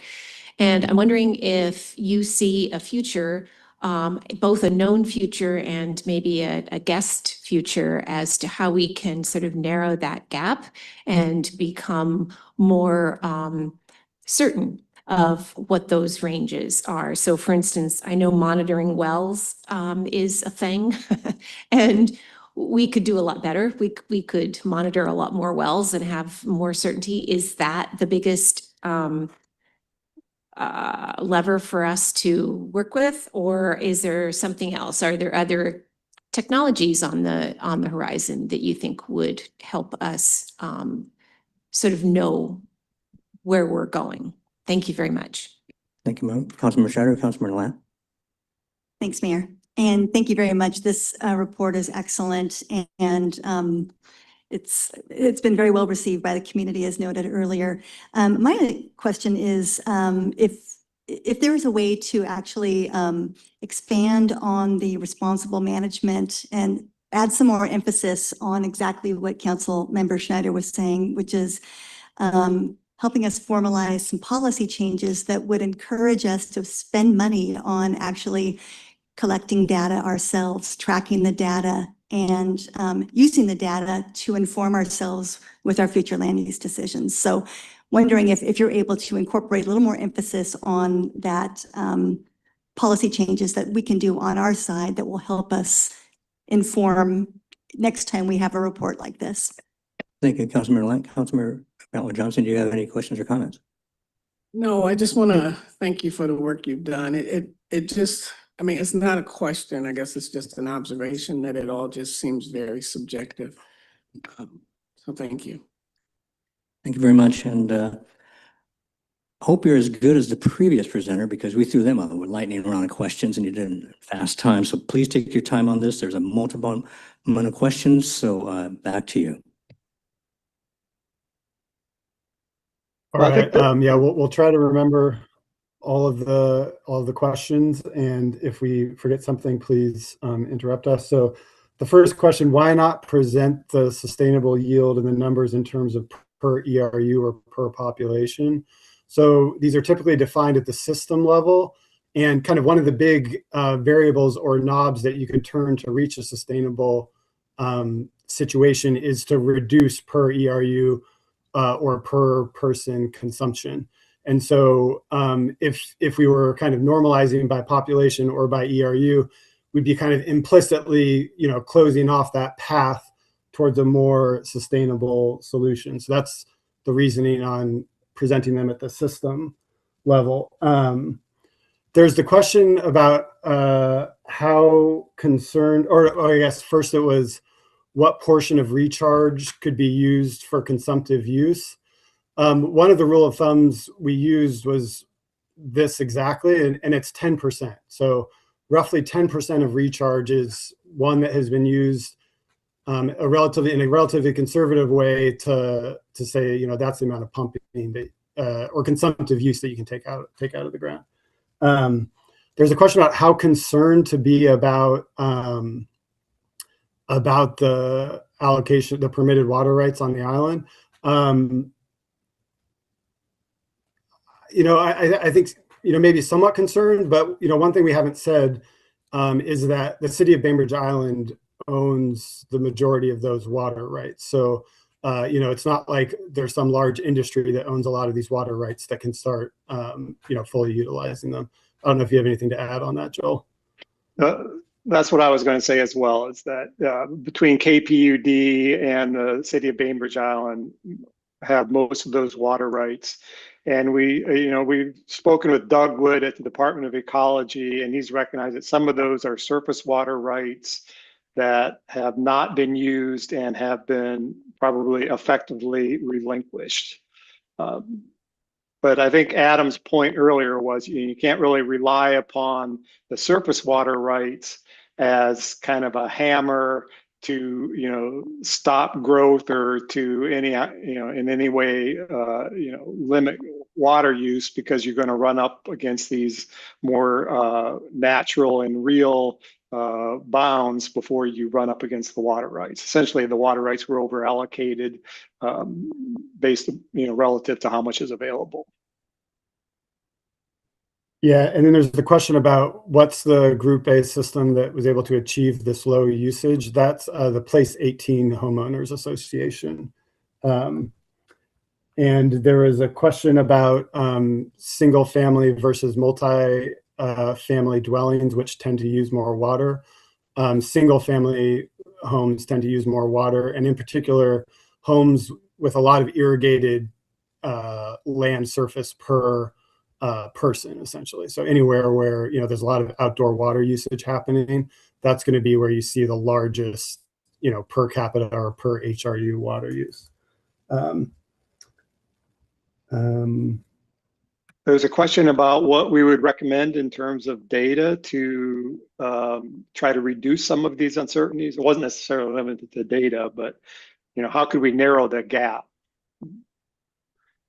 You know, one thing that immediately comes to my mind in terms of data is better metering data, so that we know, you know, how much water is being used and how is it being used. And I think that would be instrumental in selecting conservation measures, which, you know, over the longer period, you know, are going to be probably necessary to maintain the resiliency of the system. Yeah, I would agree with that. You know, I think there are easier and harder things to measure in the system, and any water flowing through a pipe relative to other things is going to be easier to measure. So, you know, as many pipes as can be metered is going to be better. And then the other thing that I would just add, and this gets at the definition of sustainability, is, you know, whatever the city of Bainbridge Island defines as what is an unacceptable consequence, try to measure that thing. So, you know, that's really where the democratic and collective process comes in. But you want to measure those things that would be unacceptable. So if you cross those thresholds, then you can, you know, take action. That was all the and questions. those two would revolve around, one of those would be stream flow measurement. So there's some discussions about improved or increased stream flow measurements. I think we would be certainly supportive of that. Well, you're the equal of our previous presenter because you brought us right to time. I suspect there's more time to speak, so let's extend this another 10 minutes. I forget, Deputy Mayor Hytopoulos, then Councilmember Nelson, then Councilmember Matthews. Yeah, hi. So going back to my question, I was the one that asked the question about why we aren't actually modeling, maybe preparing a couple charts showing ERUs or population equivalents to the acre feet per year. I agree with you that, of course, you wouldn't want to just choose current usage, put it up there and say, that's it, because obviously there's policy choices, and that's what you're talking about. I think it would be highly useful for us to see those translated into population ERUs. I mean, I think population is what people can understand the best, as ranges using current and a proposed target. On the front of kind of following up on that, what I've really been thinking about since, I heard the 39 gallons per day. I don't know if that made anybody else's hair stand on end. I don't know if people realize how much water people use, even when they're careful with water. But that is one of the social questions, right? That is one of the trade-off questions. We are now hearing that, which I think is, thank God, I'm sure a lot of us are glad that we're now having the conversation, that this isn't a matter of, we'll just keep adding population and let's not worry about it. It's now, hopefully we can start to imagine, even if we talk in ranges, we can say somewhere in this zone, we can do this range if we make these choices. And I just want people to understand, hopefully we already know that, but I think a 10-minute shower is about 25 gallons. They want 25 of your 39 gallons. And I did look up and, of course, we all probably put sprinklers on our hoses and don't just run our hose, but 20 minutes of a hose is 340 gallons. So for those of us who, as I said before, are not just out there watering fancy yards and whatever, I mean, almost everybody with any sort of a septic system has a lawn. They don't have a choice. There's things like that this would be a big deal. And so I hope that we start thinking about that. Thank you, Deputy Mayor. Councilmember Nelson, then Councilmember Matthews. Yeah, those are really insightful comments by the deputy mayor. No, a couple of my questions weren't addressed. Most importantly was my sort of hypothetical of, what if we had a situation again where over the next 20 years, our population grew 20% and our usage increased 67%, right? That would be a 1.67 times pumping versus what it is today. And what I was getting is 1.5 times we're okay, 2 times we're not okay, but how are you looking at that in between, right? The 1.5 to 2 times. And then my other question was, and maybe we don't have time to really go into all of it, but really what does inform the bottom number in the range and the top numbers in the range? And maybe that's just deep in the report and as I continue to wade through it. So thank you. Thank you, Councilmember Nelson. Councilmember Matthews. Thanks, Mayor. Mine was just a really quick comment. KPUD had a call last week for the south end of Bainbridge Island on some of these same issues, the same folks that came presented to us maybe a couple of weeks ago. And there were really some really interesting things that came out of the call. If folks remember years ago, there was a fire on the south end. And so KPUD asked the community at that time to respond and really lower their water consumption. And the community responded and did that. Well, the same thing is happening again. I don't want to say we're doing such a good job that folks throw it out the window and start using a ton of water again, but their initial numbers are showing already some really good data that we are conserving, it's going in the right direction. So that was really good news to hear. Also really interesting about the call was that it was mostly staff, one planning commissioner, myself, and 2 members of the public. So I think it was a really nice day and folks were outside, but I think it was good information to have. Thank you, Councilmember Matthews. Councilmember Scheider or Lant or Fontra Johnson, do you wish to have a comment or a question? Okay, we lost Adam. Are you still on, Adam? Yeah, it's not on our screen. So those are the questions. The floor is yours. Yeah, let me respond to one of Councilman Nelson's questions first, and it revolves around this 1.5 to 2 times. This is a good point here. When we included that in the report, this is based upon existing model simulations. So there are a bunch of simulations that have been done with 1.5 times. They seem to work.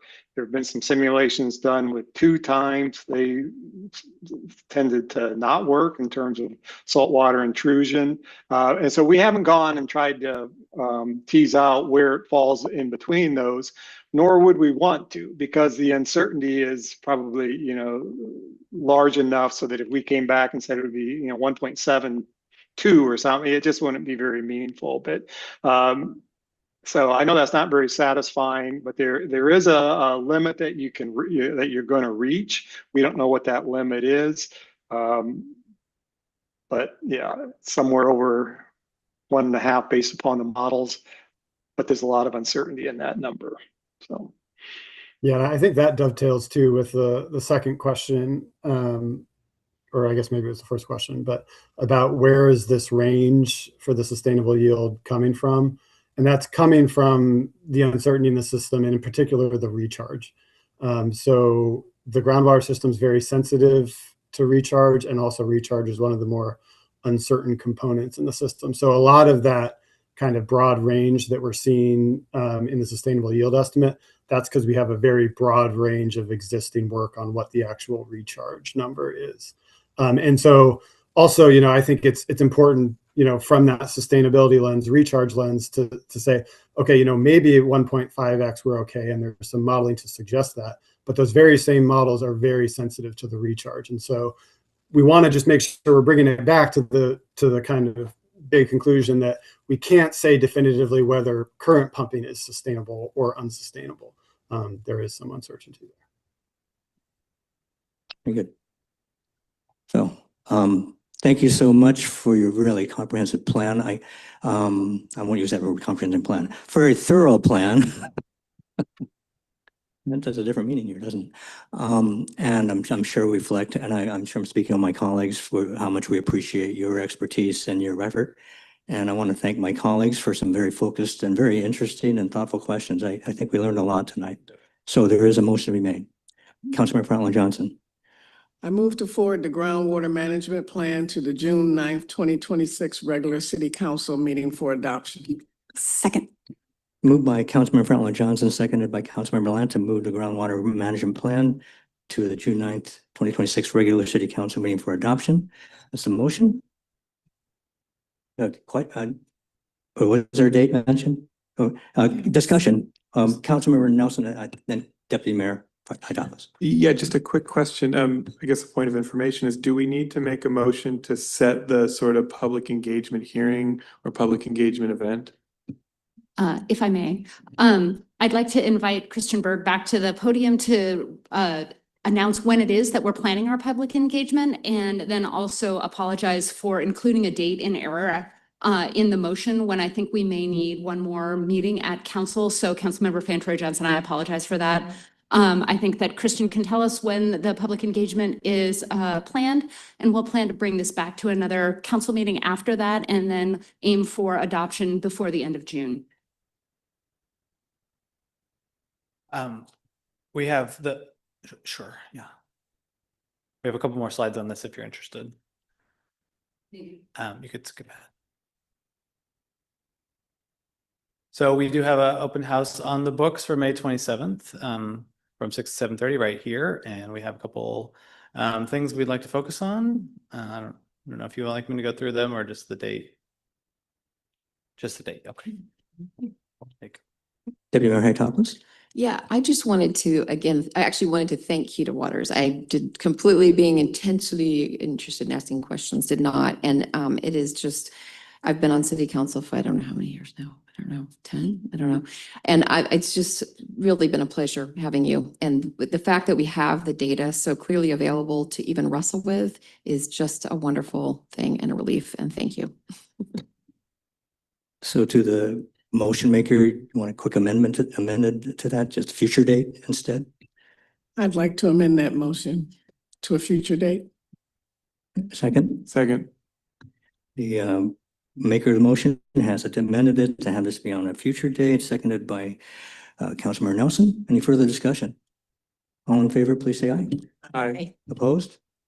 6-0, and the chair votes aye, 7-0. We move this forward to a future meeting. Thank you. Point of order, wasn't that the vote on the motion to amend? I just did a friendly amendment. I allowed her to just put that in as a friendly amendment. Thank you. Councilmember, item 7C, discuss comprehensive plan update, adoption process and approach. We have scheduled 10 minutes for this. Is the interim city manager, please? Thank you, council.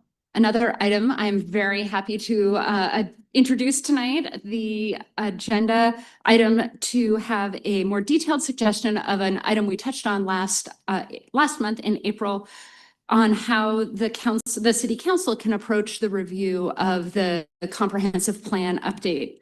This draft approach is intended to continue to support our goal of completing the City Council's review of and approval of this by the end of June, as was determined or set as a goal by Resolution 2025-18.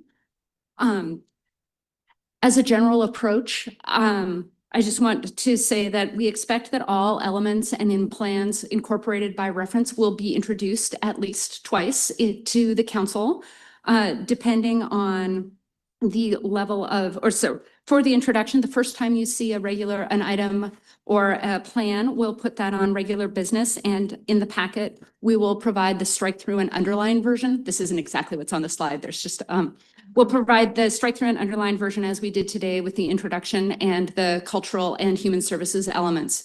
This is intended to let you see where we started and the changes that were made by the Planning Commission and the version that the Planning Commission is looking at in their public hearing, which has been scheduled. We will put each of these elements and plans individually on the agenda so that you'll be able to see them, and the public will know when we're intending to discuss those things. We'll look at that in just a minute. Staff will make brief presentations for each of the items and intentionally keep our presentation short to allow as much time as possible for you to discuss and make motions on each of the elements. After tonight's discussion, if this sounds good to you, we'll send the elements out so that you can begin your review and start to send us your feedback. We'll suggest that to the extent possible, council send the motions to staff in advance so that we can put them in the packet. This is intended to provide maximum transparency for the community and also for you to see what each other are thinking. We'll send out some instructions for you to ask you to send them in a Word document so that the clerk can most easily put them into the packet. And we'll even have, a suggested naming convention so that Christine has the best possible chance of getting them in the right place for the right item, since there are quite a number, and we'll be really trying hard to get that information to you as well as we can, as clearly as we can. And then finally, in order to achieve the desired timeline with the other business that you have, I'm going to suggest that you schedule 2 special business meetings in June, one on the first Tuesday, which is the 2nd of June, and then consider canceling the regularly scheduled study session and designating that as a business meeting, which will allow you to make decisions on any item that you choose to at that meeting. So that wouldn't be a different place or time, but just a different type of meeting in June. And then this is just a suggested way for us to bring you that information. I went ahead and took advantage of putting the first 5 items on tonight's agenda with concurrence from the mayor and the deputy mayor.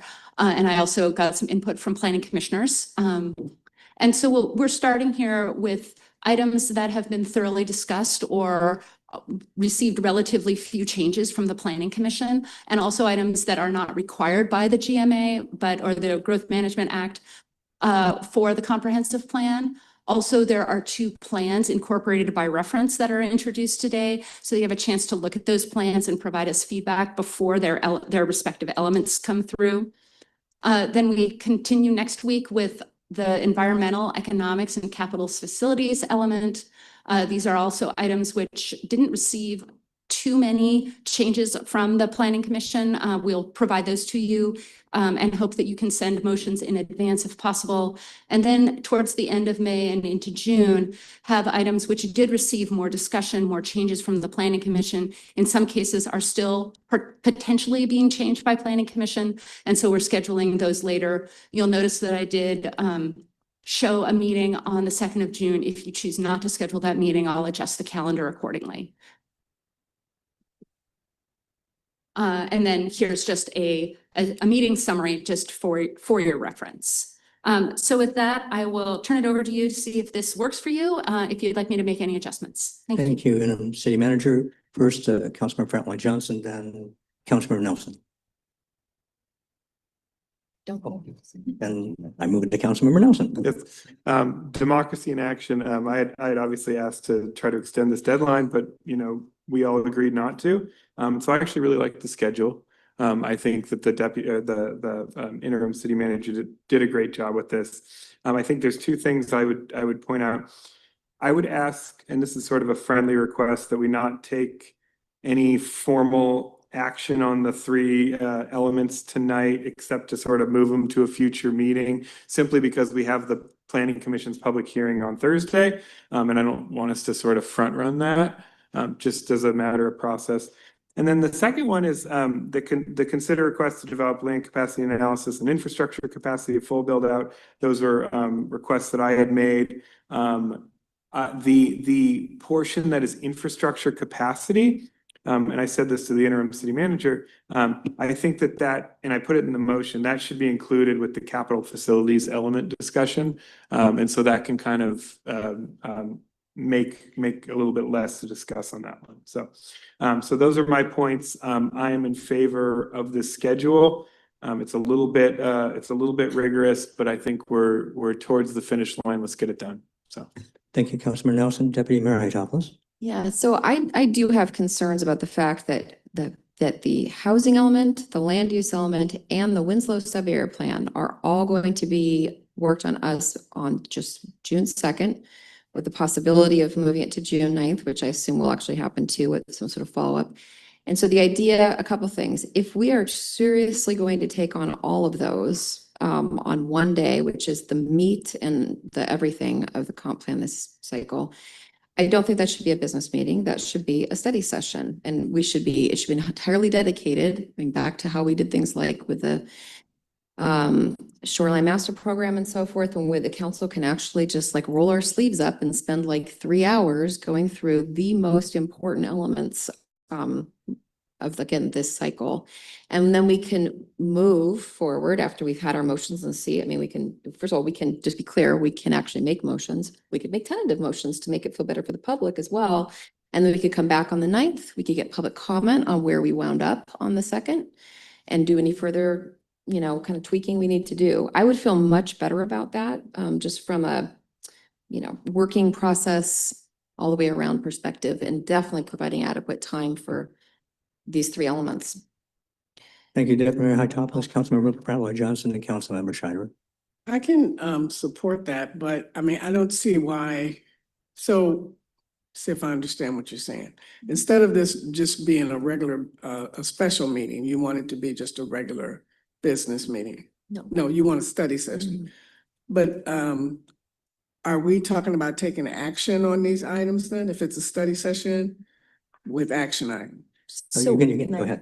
Yeah. So what I was saying is, and again, we could take action if we want to. We can decide to do that. But what I like is the idea of, if you think about how much we're going to have to deal with, we still bring our motions to this meeting, the 2nd. We work through them. We see where we land, and we're making tentative motions. So that we're saying, getting a sense of what would pass or not, and then the public can make comment at the next on the 9th, and then we can have a space on that agenda to kind of pull together anything that if anybody wants to do something different, or we make the motions we planned on making final. I mean, there's something along the lines we can do.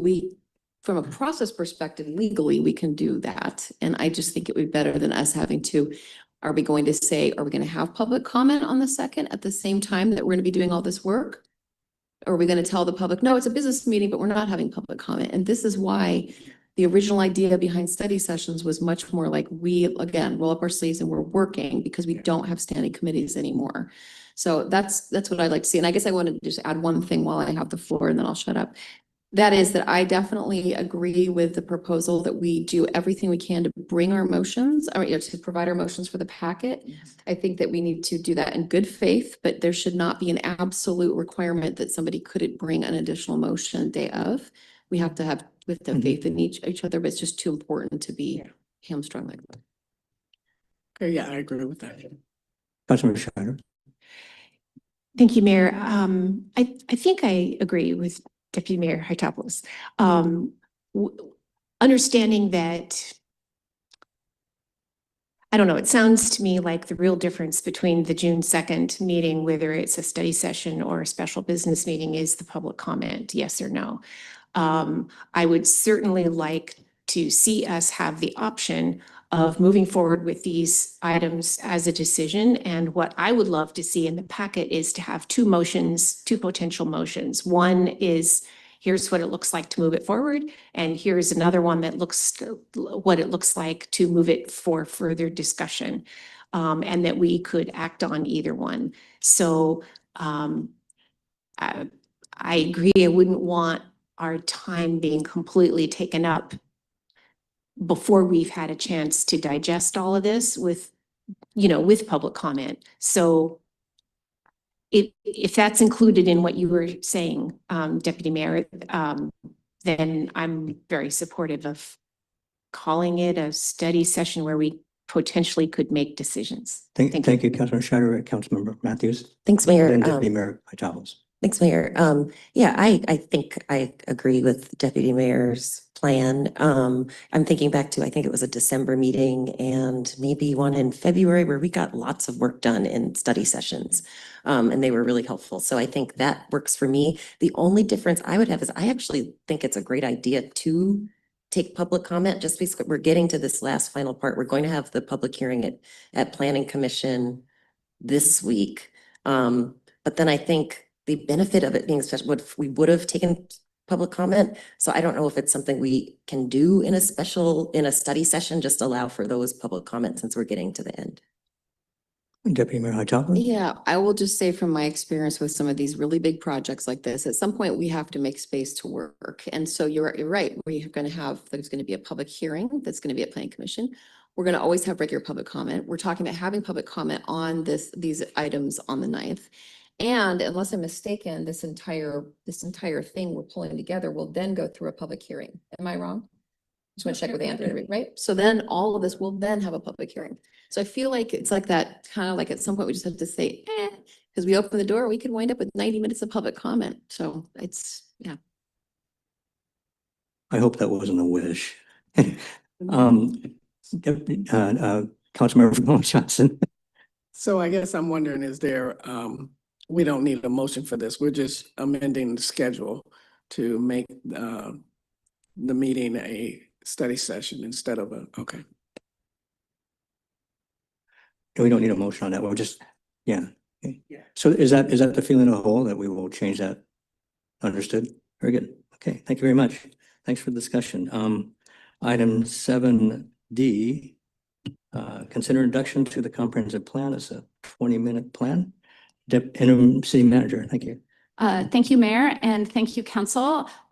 Here again, glad to have the first item on the comprehensive plan update for your consideration today. I just have some very brief comments, and then I'll introduce Darren Buchanan, our interim planning director, who will also have some brief comments to start off your discussion.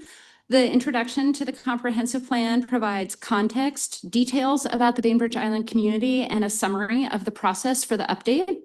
This section also includes the guiding principles, which have been extensively discussed at several different committee meetings and advisory committee meetings this year. The principles and associated policies are statements that frame our approach to this 20-year plan. If you look at the materials in your packet, you'll see that you can see strike through where words are being suggested to be taken out, and then the new language is underlined. So that's the strike through and underline protocol that we use throughout this update.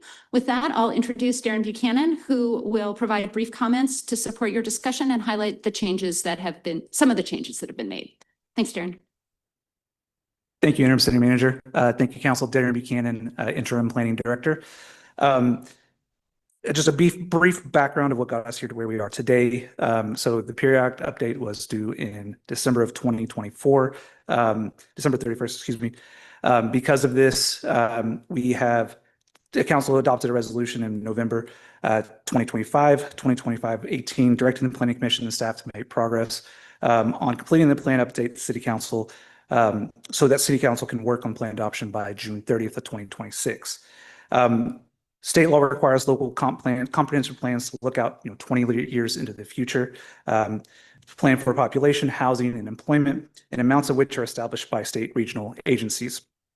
The current periodic comprehensive plan update will advance the city's planning horizon from 2036 to 2044. For the first time ever, a new state law has been introduced that requires local governments to plan for and accommodate housing of all income levels. To help accommodate that, the The Winslow Town Center is the city's most populated center and supports urban levels of services for its residential and employment base.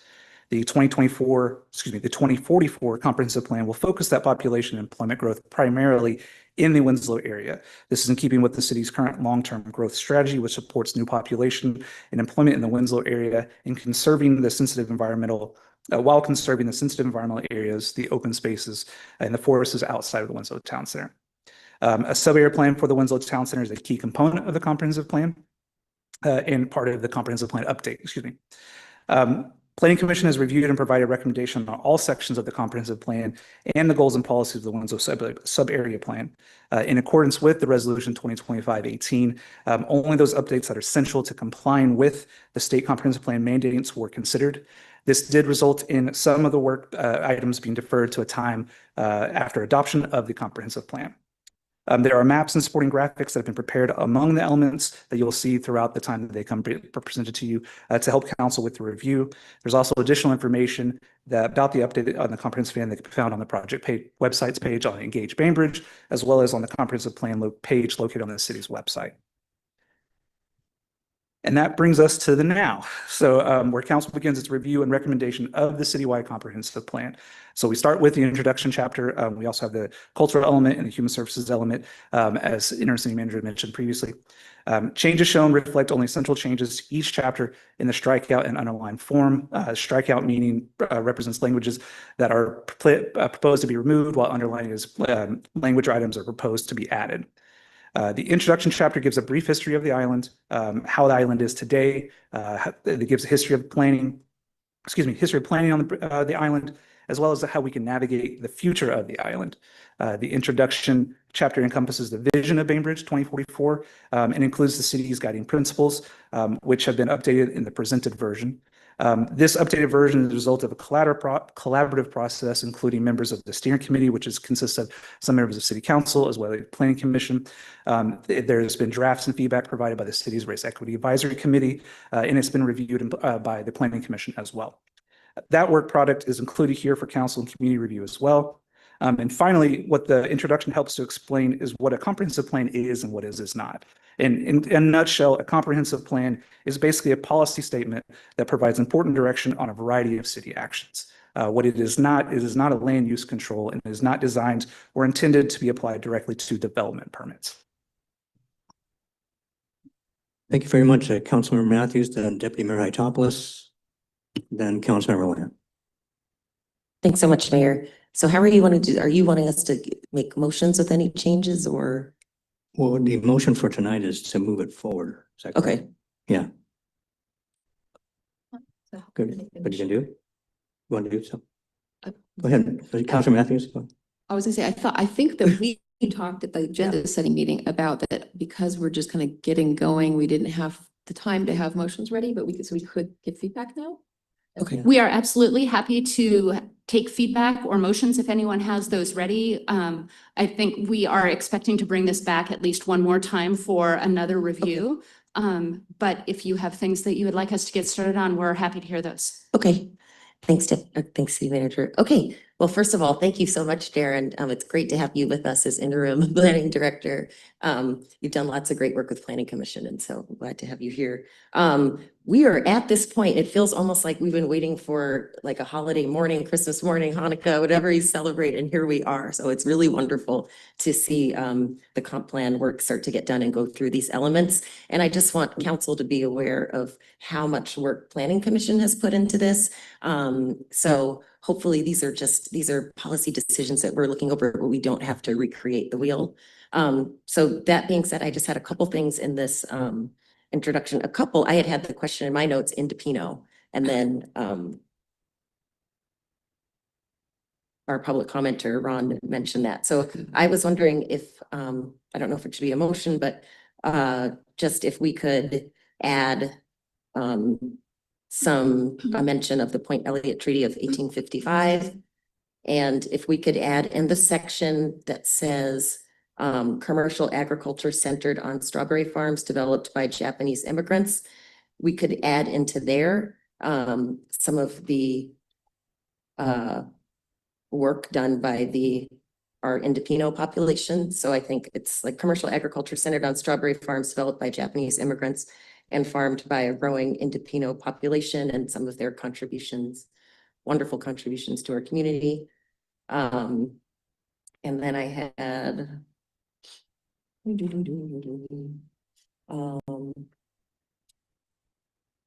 okay, yes, and I think that's that in that section.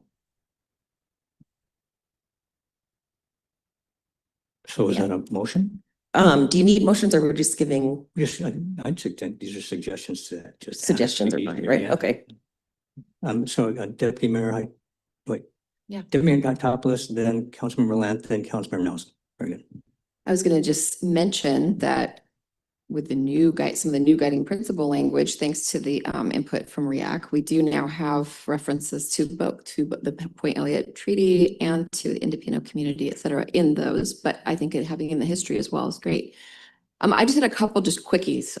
So I actually had a couple places where the language is kind of messed up. So I don't know what we're supposed to do with like grammar issues. Should I just raise them now? I mean, sure. Might as well. But first, I was going to say the first is kind of a combination of wording and also maybe intent. On page 3, first full paragraph, I don't know what this is, and I think I don't really think I like the intent of it or what it's saying, and it's basically because somebody was working with a sentence that meant something earlier, but currently with the red lines, it says, despite incorporation, Bainbridge Island remains a desired place to live, especially with increasing regional population pressure stemming from Puget Sound's burgeoning technology industry. I think maybe we just needed to get rid of that. If somebody, the original before it was something like incorporation, however, has done little to slow growth. I don't think that was the reason for incorporation. We can talk about that. Anyway, so that sentence needs to be reworked somewhere because it just doesn't say anything that we want to say or make sense. There is a strange sentence. Don't worry, I have 4 things, I think. And this sounds really nitpicky, but there is there's this really strange grammar in the last line of that paragraph. So I'll just leave it at that. And I have no doubt someone will understand that, I hope, about the size of, doesn't make any sense. And then similar, there's just sort of an awkward sentence at the bottom of this page, the last full paragraph, the sentence that says, with the majority of the population of 45 years old, the placement of the percentage just makes no sense. These are sentences that don't make sense. I'm happy to forward this through an email too. Okay, substantively, sorry, real quickly. One more thing, I think. Yeah, I don't like this. So this is all redlined in. And the paragraph is on page 9. The specific requirement to plan for lower income housing units meant that unlike the 2016 periodic update, the city would have to intensify zoning and land use in some areas and adopt additional affording housing tools to demonstrate compliance. That's great. It has long been recognized that the Winslow area, well served by transit utilities, is the best place to accommodate affordable housing, and the bulk of the discussion has taken place through the concurrent update to the sub-area plan. This sentence seems really inappropriate. Although these discussions have been heated at times, the changes made with this 2024 plan update are generally already supported by plan goals and policies adopted in the 2016 plan update or earlier. Don't know who wrote it, so I apologize if I'm insulting the person who wrote it, but I think it sounds a little petty, a little bit like airing our dirty laundry in an official planning document. It sounds a little defensive. I don't see any reason for that sentence, and I would like to strike it. And I'll make a motion to that effect. Second. Oh, now there's a motion. Any discussion on that motion? Let me read the sentence so they know it's. I think they got it. Unless you really want to. Okay, we understood motion. It's been seconded. All in favor, say aye. Aye. Opposed, nay. Vote 6-0. Chair votes aye, 7-0. Councilmember Lant, then Councilmember Nelson. I actually just had 2 questions here. Is there a place where that bucket list of back burner items is going to live so that people know that they don't have to throw it into the motions we'll be making in the next couple of weeks? Because we've identified that these items will be talked about at a later date. Like in the public sector or something that's shared amongst us, just where we're housing everything, we've kind of put in a parking lot. Yeah, yeah, exactly. And it would be great for the public. It'd be especially great for me personally. Sure. Yeah, I think that's something we could easily work on to try to accommodate that. Yeah. Okay, because I have all sorts of great ideas, but if we're not going to talk about them in the next month, then I should back burner those ideas too. Yeah, absolutely. Sure. Thank you. And my other question is calendar wise, how will this, I love the calendaring that you've done. Wonderful. Will that be broadcast far and wide on the website for the public to see, like on all sorts of pages? Definitely. We will put it on the look ahead for people who look there, but we'll also put it on our comprehensive plan update page so people know when to tune in for the topic of their interest. Great. Thank you. Thank you, Councilmember Lent, Councilmember Nelson, then Councilmember Matthews. Okay, yeah, not too many things. First, I just wanted to point out in response to one of the public commenters, look at page 2, the first full paragraph, third sentence. It says the treaty of Point Elliott ceded any, so it actually does discuss it a little bit there. So just FYI on that one. The deputy mayor definitely called out the paragraph that stuck out to me, and I'm glad that there was a motion to that effect. One point of clarification on page 9, the third full paragraph, this is probably a question for you, Darren. It says that let's see, that's the second sentence, the Department of Commerce was directed to project future housing needs for each county, et cetera, et cetera. I know that the Office of Financial Management does the population estimates. Does Commerce do the housing, or is this supposed to say the Office of Financial Management? I'm not sure, so I'm just curious. I'm trying to follow along. What you said, which page was that? I'm sorry. Yeah, go to page IN9 and then go to the third paragraph, and it is the second sentence. As such, the Department of Commerce was directed. And I just want to make sure that the Department of Commerce is the correct reference and not the Office of Financial Management. I know OFM does the population estimates, but I'm not sure about the housing, okay? I don't have the answer right now, but I can research that. And if it need to be, we can get that updated. Yeah, just put it on your radar. And I could just be completely wrong on that. And then the next question I had is, when I look at page 11, there is this sort of odd strikeout in the middle that says we are 28,660 individuals. And when I look at this, my question is this page a true red line? Because what did it look like before if this was struck out, right? And so what is this? Yeah. Check that. Yeah, I think it'd be helpful to know if this is actually a true red line of the changes from the original version. So I'll put that out there. And then there isn't any motion or feedback on this point, but I will just sort of flag for the community. Obviously, we changed the guiding principles. I think it turned out to be a really good compromise of a lot of voices coming in to make changes to it. So I am supportive of them, but I think the community, in guiding principle number 2, the community very much had a lot of opinions about, special character and sort of small town atmosphere and function. The proposed changes are preserve the distinctive character, and then we discussed the small town scale of downtown Winslow. We're just using different words to say the same thing, and I think that's completely appropriate. I don't have any concerns about it, but I do just want to flag that for the community in case they have some input to put on that. So with that, I did have one last question, and maybe it should have been the last one, but do we have the land capacity analysis? And that's to the interim city manager and maybe Darren. I know we were waiting on that. So we have ish. So we have the land capacity analysis that was ran at the readjusted 0.3, 0.5, and including the bonus back down to 2.5, as well as some of the motions that were made by Planning Commission that included the mandatory for the large lots that they've just done. So that is in the Planning Commission packet for Thursday. That just went out, I believe, this morning. So we got that out slightly later than we needed to, but it was, or wanted to, because it was robust. That will be further refined, I guess, for a better word, on the packet that ends up coming back in a more formal setting that we present to you with that more fleshed out. And is it going to be fleshed out to include some of the potentially public lands and subsidies and all that stuff that we had put in a motion, I believe? To as much as we can, yes. So we took some of that into account as much as we could on this one as well. I guess I can give you a brief peek behind the curtain already because it's out there. What it did result in is a negative 64 units for 80% or below AMI. So it's gotten us close. So there is some refinement that we can do to potentially get us there to what we need. Okay, well, thank you. I appreciate it. Of course. Thank you, Councilmember Nelson. Councilmember Matthews. Yep, I'll be really quick. So I just had one more thing that I'd forgotten. It was on page 11. And this has been a several years one for me. And so I don't know, I think this is just my thing. And I don't know if it's, I think my challenge is that we're thinking about this as an aspirational thing. It's our vision for 2044. It used to be 2036.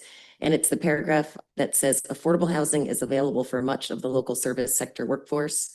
Improvements in communication infrastructure have enabled more successful local enterprises, including home-based businesses. So I don't, sometimes I go back and forth, but I don't know if that's actually true yet. But if this is aspirational, then I would keep it's aspirational. So we're hoping that this will be the truth. Because right now we're lying.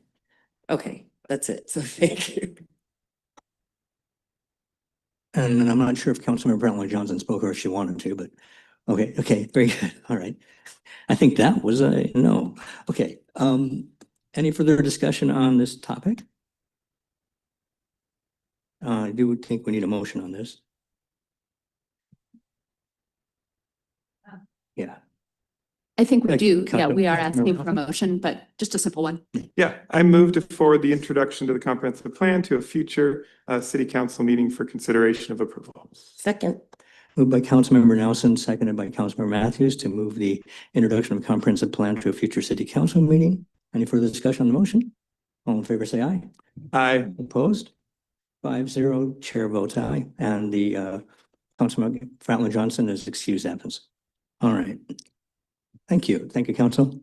Let's move to item 7E, introduction of considered cultural element to the comp plan. Okay, we are on to our next element for the comp plan. While not a required element, the city has had a cultural element in its comprehensive plan for nearly 30 years, indicating the importance of this to our community. When we get to this element or chapter, we can see how all of the chapters are generally organized with an introduction, a vision section, goals and policies, and then implementation sections. And you'll see that structure for each of the elements that come forward. Again, I'll turn it over to Darren for just a couple of words on highlighted changes. Thank you, Interim City Manager. So the Bainbridge Island is home to a thriving environment of cultural institutions, artists, writers, musicians, and craftspeople. The forms of art and culture we celebrate are as rich and diverse as our own population. The culture element is, as Interim City Manager has mentioned, is not a required comprehensive plan under the Growth Management Act. However, ours has been added since 1998 to properly recognize the contributions to our quality of life made by the cultural institutions and the many dedicated individuals that make up those. This cultural element continues to recognize that arts and humanities significantly contribute, this cultural element continues to recognize that the arts and humanities have significantly contributed to the city's identity, its sense of place, and as well as the economy. The Planning Commission completed their work on the cultural element at the March 18th, 2026 Planning Commission. The culmination of this work resulted in bringing the cultural element up to date. Some of the proposed discrete updates to the cultural element were to reflect the updated planning period and to acknowledge the changing conditions or updated information since 2017. Among these updates were proposed policies that would include prioritize civic and cultural core enhancements on and around city's property in Winslow, promote future cultural amenities in designated city centers, and support the expansion and enhancement of the Bainbridge History Museum and its grounds through public and private partnerships. I believe there is a motion for you today to move this forward to the cultural, to the comprehensive plan to a future business meeting for considered adoption as well. Thank you very much. And we have 20 minutes on this, so 18 minutes left. Councilmember Nelson and then Deputy Mayor Hytopoulos. Yeah, just a couple of minor things. So in the first, so in the vision, the cultural vision 2044, excuse me. If you look at the last sentence of the first paragraph that was added and the last sentence of the third paragraph, it's a little bit duplicative. You got community members see the island as a national destination for artistic excellence and sustainability. And then the last sentence of the third paragraph says, Bainbridge Island is recognized nationally as the center of artistic excellence, right? So, you know, maybe just consider, I suppose, combining the two in just something minor. And then on page 4, if you look at policy CUL 1.9, there's just a formatting difference where after CUL, there's a dash instead of a space. And then you see, and then you see the same thing under CUL 3.9 on page 5. And then that one has a colon after it. So just a little bit of formatting cleanup, and that's all I have. Thank you, Councilmember Nelson, for your meticulous review. Okay, Deputy Mayor Hightower. Yeah, before I make my one comment, I'm a little worried that, and I know that we're short-staffed in so many ways, so I'm a little worried about that kind of cleanup stuff that we're talking about, and wondering whether, you know, the redlined areas can just be run, not having to burden your department, for example, but like just from a language perspective, is there any way just to get a run through by even other staff? Just because some of these things are like, how did this get here? It's nonsensical, you know, really. So I don't know if anyone's going to do a pass over that at some point. And it's, again, it feels like a little bit of waste of planning department time. That's just I guess a request. I have a problem with, I won't get any traction on this, but I have to make a comment. I don't understand why we're calling out as a policy 2.8, promote future cultural amenities in designated centers. I am never a fan of us trying to funnel more, you know, more traffic and more, et cetera, to the designated centers outside of Winslow. I mean, Winslow is great, and that's where our creative district is and everything. So I'm not sure why this is a thing. It feels like a policy question that, and I don't know, did you explain that, Darren? I'm sorry, where that came from? It's new. I did not. I don't have the planning commission motions in front of me, but I believe it's from a planning commission motion, but I can double check that. I'll just say, I think from a traffic, climate change, et cetera, perspective, that we shouldn't be trying to promote activities in the centers like that. But anyway, that's my feeling. It's not going to keep me from voting for it. Thank you, Deputy Mayor. Any other council members like to comment, ask questions? Councilmember Lamb. Yeah, I am just very curious about policy 3.8, promote culturally significant and non-traditional agricultural practices and local foods throughout the community. What exactly is that?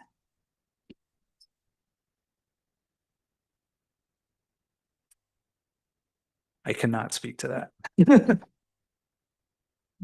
But I can get you that answer. Councilor Matthews. If I may, I think, so what I think this refers to are some of what we were talking to before, speaking about before, which are Indopino and our Japanese influences on agriculture or lumpia, or, you know, that's how I read it. So I'm hoping that's something that we can discuss further when we have our agricultural committee. Thank you, Councilor Matthews. Deputy Mayor Hightower. Just one thought as we come back to look at this later. It just feels like that sounds like something good. So yay. But on the other hand, there should be a basis for which things get in here. It shouldn't be that somebody at Planning Commission or here necessarily said, although we've got the last say, said, hey, I think this is a good idea. I would hope this is informed by something like another plan or like, I don't know. Is there a rhyme or reason to that? So I guess we've already asked Darren if you can find out more for us about how they got here, could give us some more legitimacy for them.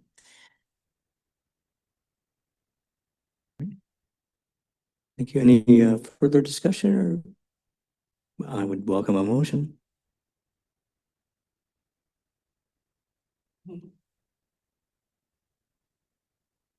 Councilmember Fowler Johnson. Yeah. I move to forward the cultural element of the comprehensive plan to a future business meeting for consideration and adoption. Second. Was it? Councilmember Fentley Johnson moved and Councilmember Nelson seconded to move the cultural element of the comprehensive plan to a future business meeting for consideration. Any further discussion? Councilmember Nelson? All in favor, say aye. Aye. Opposed? 6-0, the chair votes aye. 7-0, move that forward. Now we're on to item 7F, consider human service element for the comprehensive plan. Thank you, Mayor. And so this is the third element that we'll look at today. I will note that most of the changes were made either as language cleanup or as a direct result of the Planning Commission motions. So we can try to provide you with those motions if that would be helpful. I'll also note that today you didn't have time, but for future elements, if you do have questions about where did this come from, we're happy to run that down for you. It'll be easier for us to do that if you ask us those questions in advance of the meetings, but I acknowledge that that may be not always possible, but we're happy to take notes and get back to you with information about where changes came from. And again, this is our human services element, highlighting the importance of people in our community, the residents, workers, and visitors who move through and live in the community that this plan describes. Darren is here again and will introduce and support your discussion. Thank you, Interim City Manager.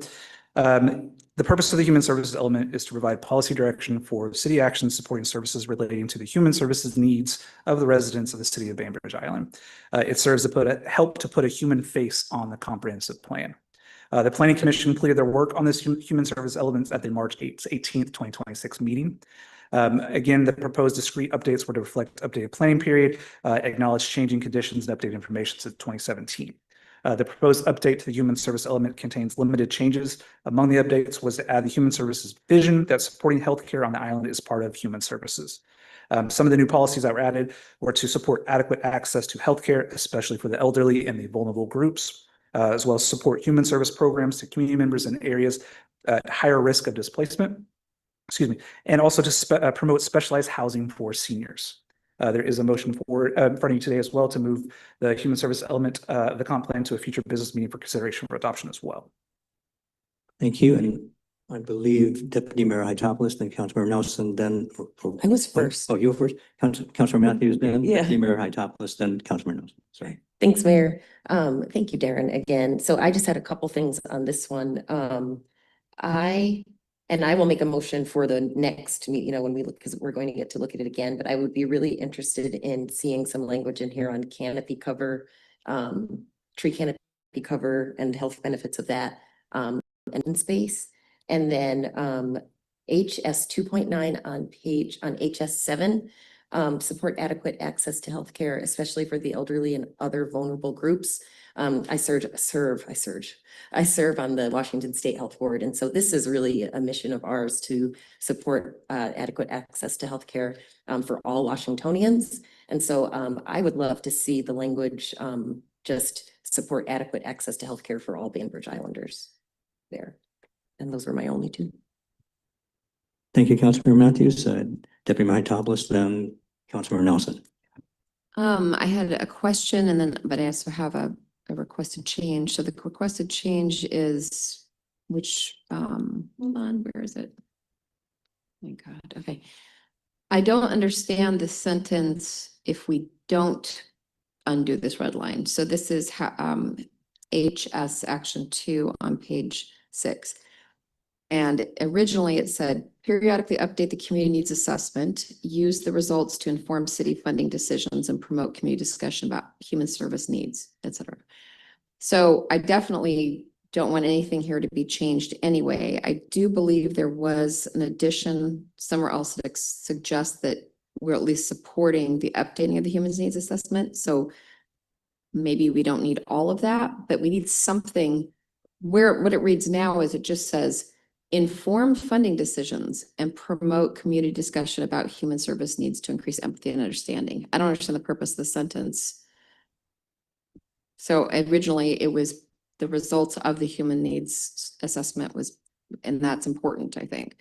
So unless the council disagrees, I mean, don't we want that to still be the basis for informing, I mean, there are other ways to inform it, but that's, anyway, maybe that's what I feel like. I feel like it doesn't say anything at the moment now without it. And I think it should be either the way it was or the sentence should be combined to have the housing needs assessment inform.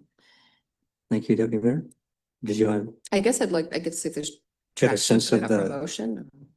I mean, so it's thrown to the body. I'll make it as a motion. I would move that either the sentences, the red line be undone and the sentences be combined, or the red line just be undone, but one of those in order to make that section say that the housing needs assessment will be informing. I'll second that. So moved by Deputy Mayor Hatopoulos, seconded by Council Member Lant to massage this to make sure the community needs assessment is added into this paragraph. Human Services Act number 2. Pretty much the motion. Yeah. What, I mean, what I said, put it back or combine it so that there's the human needs assessment, the community needs assessment is back in there. Okay. Councilor Nelson. Yeah, I'm trying to make sure I understand the motion. So you're looking at on page HS6, are you looking at HS action number 2? Yes. Okay, so. Okay, so you're saying basically you wanted to say something like periodically update the community needs assessment and use the results to inform city funding or something like that. Yes, and now I'm realizing I don't even know why city get crossed out. It's like a completely different. It seems to me like council is circling around just reversing the change and leaving it as it is. Yeah, absent. Is that the motion? Yes, absent a reason that hasn't been presented to us. Okay, we'll look into where that change came from, but we'll definitely bring you a version that shows no change. Great. Motion still on the floor. All in favor of the motion, please say aye. Aye. Opposed? Motion, the council votes 6-0, chair votes aye, 7-0. Deputy Mayor. Just had, my question actually was just where it's been noted that the same actions in the housing element, the same actions in the economic element. Is there a suggestion we do something about it or just pointing that out? Because it sort of, it makes sense that these overlap, but what is the reason for the notation? I believe that's based off direction from Commerce to where they asked us to show our work is to note that there's also shown in the housing element as well. Thanks. Councilor Nelson. Yeah, I don't have too much. I think policy HS 2.9, support adequate access to healthcare, especially for elderly and other vulnerable groups. You know, I'm very, very glad this is added in there. I think it's super positive. There's also a dash between HS and 2.9 instead of a space. That was a joke. Okay. Same thing happens, I think. Anyway, so that's all I have. I actually think it looks really good. Thank you, Member Councilor Nelson. Any further discussion? I just have one. Welcome to motion. Councilor Matthews. Just one more. It's the goal HS3, recognize the interrelationship between housing and human services. The human services sector not only provides support services for those living in affordable housing, but also enables people at risk or in crisis situations to remain in their existing housing. Do they also provide services to everyone, I would think? Or we're just trying to, yeah, I don't know. So that one was, it stuck out to me for some reason. I had it circled, but I don't remember why anymore. Okay, Councilor Matthews, thank you. Can't assist you any further on that. Is there any other discussion? No, I would entertain a motion on this.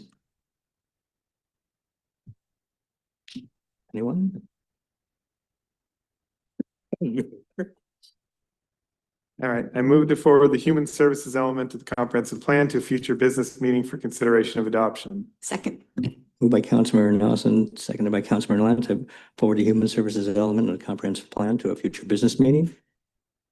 Any further discussion? All in favor of the motion, please say aye. Aye. Opposed? Motion, council votes 6-0, chair votes aye, 7-0.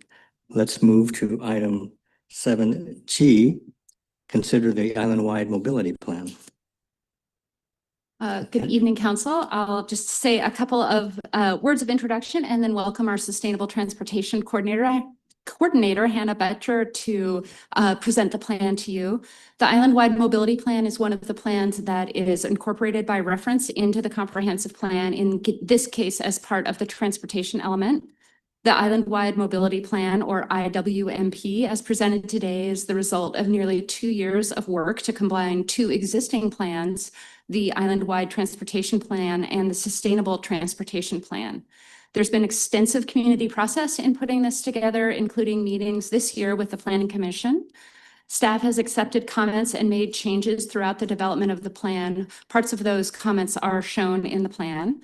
The intention of the introduction tonight is for staff to bring this to you and to take questions, see where you might want additional information. This item will come back to you as part of the transportation element discussion, but we wanted to bring it to you now so that you can see it and have time to take a look at it before that element is brought to you.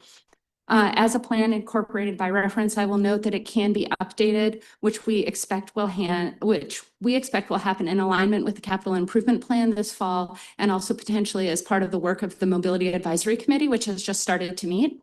I'll ask Hannah to come and make the presentation and be available to support your discussion. Thank you. All right, thank you, Interim City Manager, and good evening, Council. Yeah, so we can skip ahead to the next slide, please. So tonight I'll kind of go over some of the basics of the plan, just kind of run you through some of the nuts and bolts, some of the plan components, what's included in the plan, and then we'll touch on some of that in community engagement that the Interim City Manager mentioned. So what is the IWMP, the Island-Wide Mobility Plan? It merges two existing already adopted city transportation plans, the Island-Wide Transportation Plan, which was adopted in 2017, and the Sustainable Transportation Plan, which was adopted in 2022. So why merge these plans in lieu of kind of making a brand new plan? Why combine the two? This accomplishes a couple things. From a staff perspective, it consolidates these plans and reduces a lot of redundancy. It makes that process for staff much easier to understand. One plan is better than two. It also allows us to convert some of our planning tools to have a greater emphasis and focus on active transportation users. And I'll run through some of those examples as well. Next slide. So kind of what's changed, what's different between the IWMP and the Island-Wide Transportation Plan and Sustainable Transportation Plan? Some of the big updates, the goal framework and the level of service are more aligned with the Sustainable Transportation Plan. This is particularly important when we're talking about active transportation users and describing their experience and giving them more emphasis or providing more emphasis to those users as compared to previous planning efforts. What doesn't change, notably, is project lists. There's some, merging that happens, so some consolidation, some duplication of projects between the IWTP and the STP, but there are no new projects that were introduced in this planning process or throughout this merging process. So what is, kind of some of the components of this plan? It is a long plan, but it's long because it's both a planning and a technical document.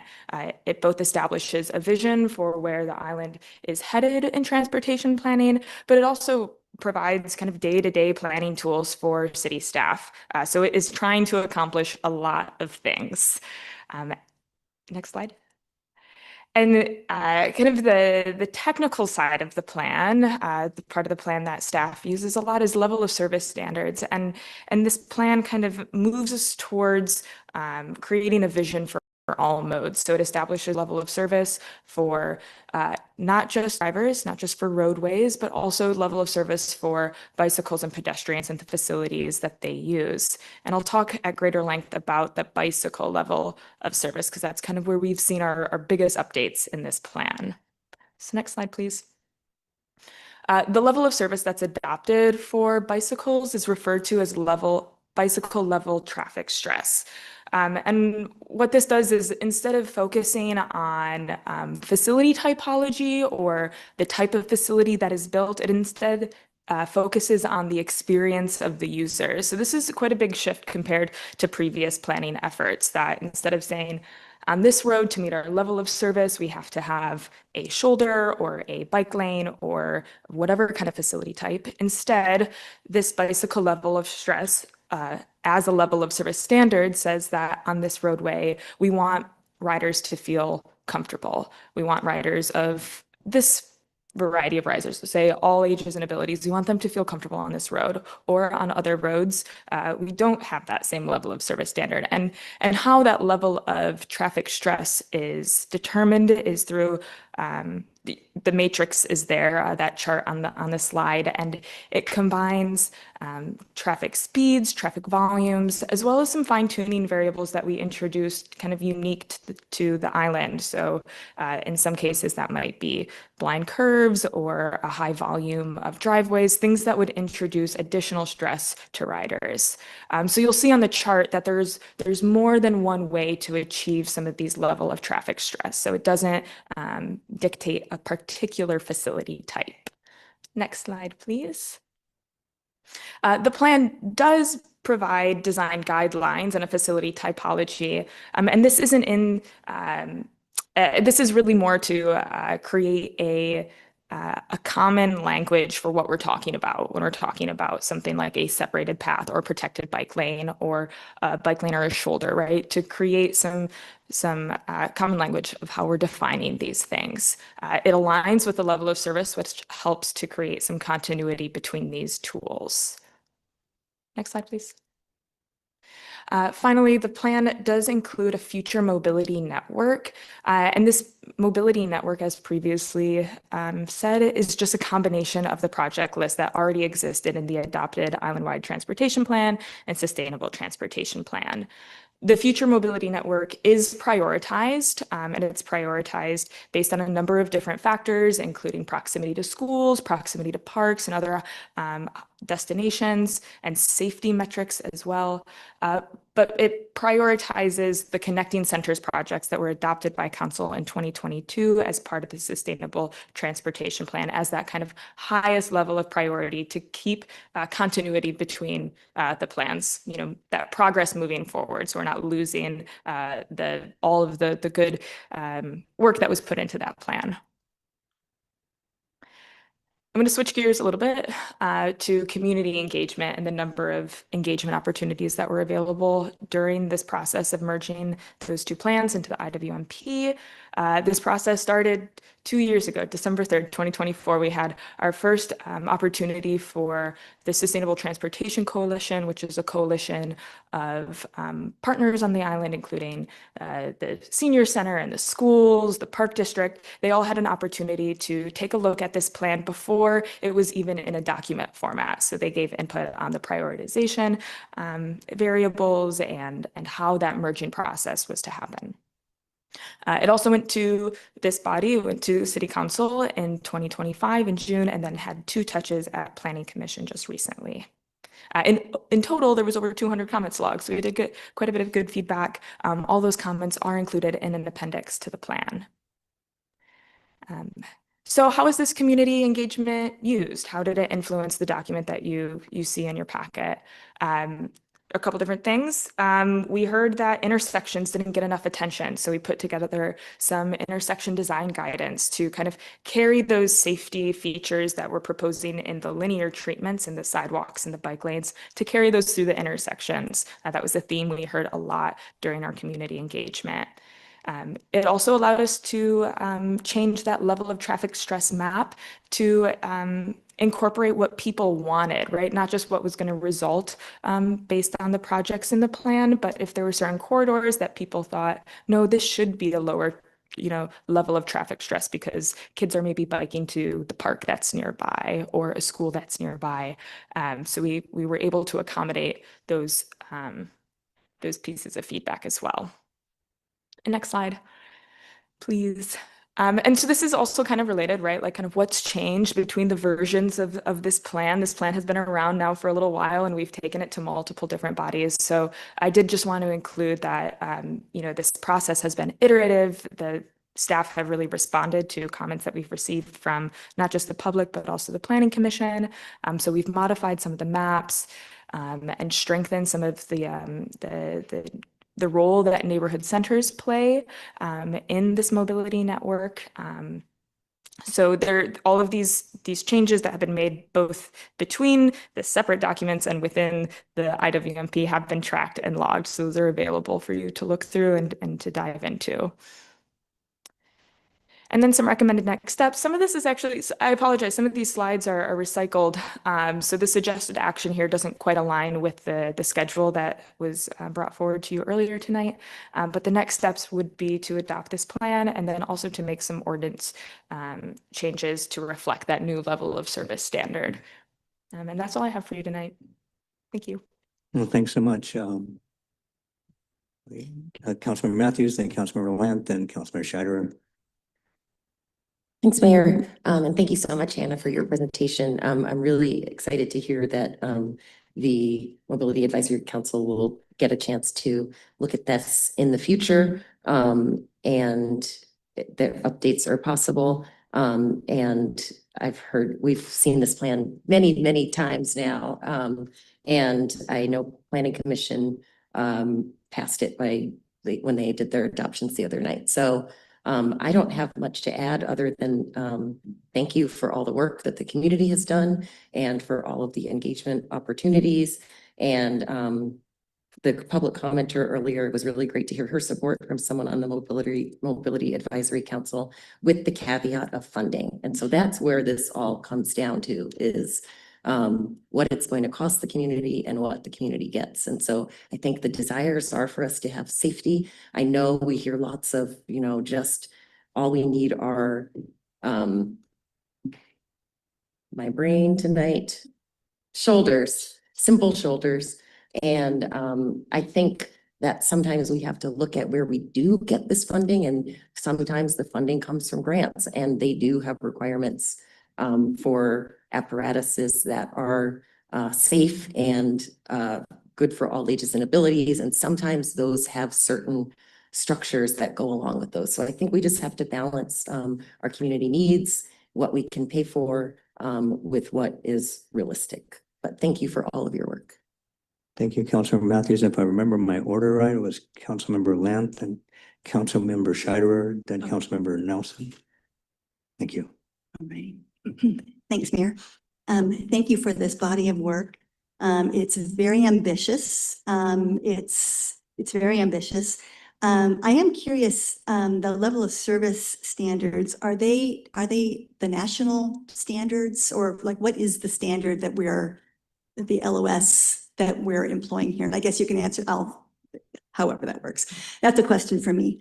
I am more of a pragmatist in this area. The $97 million price tag over 20 years kind of made me gulp. I know that's a certain amount of money over time, but at some point we might be asked to ask citizens for a bond for streets, street maintenance and preservation. And I just cannot go forward with a $97 million plan and then reach out and ask for more money on top of what taxes are being paid by citizens right now. I also just want to acknowledge that this plan was originally from 2022. That was kind of the time where the start of this came from. And I think our economic outlook was quite different then. And maybe this was appropriate for that time. But I think in 2026, we're looking at a recession. And again, I don't want to just start piling up our CIP with projects that we won't have an opportunity to do. But we might miss out on some of the simple improvements we can do. I mean, there is a time and a place for simple shoulder widening. I think that if I had an opportunity to do many, many, many shoulders versus one gold standard project, I would. I also think that given our recent success rate on some non-motorized projects, that going forward with more of the same might be a little touchy for some people. And that if we start off with some smaller projects, we might regain trust with our citizens, and they might actually let us go back and start doing this level of work. But for right now, I think I'm feeling a little gun shy about actually even including this into the comp plan calendar. I would wish that this was actually taken off of this, moving it forward for the moment so that we could look at it more independently. Yeah, those are my comments. Thank you, Councilman Rashida, and then Councilmember Nelson, and then Deputy Mayor Itopoulos. Oh, were you before Deputy Mayor? Sorry. Sorry. No, Councilmember Pronto Johnson, then, okay. Sorry. Councilmember Rashida. Thank you, Mayor. I think the amazing thing that this plan has done is really put out there the logic behind all of these items. So it's, first of all, as was mentioned, it doesn't really, I mean, it comes with a price tag. That price tag obviously needs to get updated depending on what the current projects are, but it's not telling us we have to do all these projects at any one time. What it's saying, it's a plan. And I think so to start back on some of the comments that Councilmember Lant made, if we go back just a little bit further in time where we had the mess on Madison, I think we are now getting amazing comments about, or at least I have been receiving wonderful comments about the infrastructure on Madison. So I would like us to,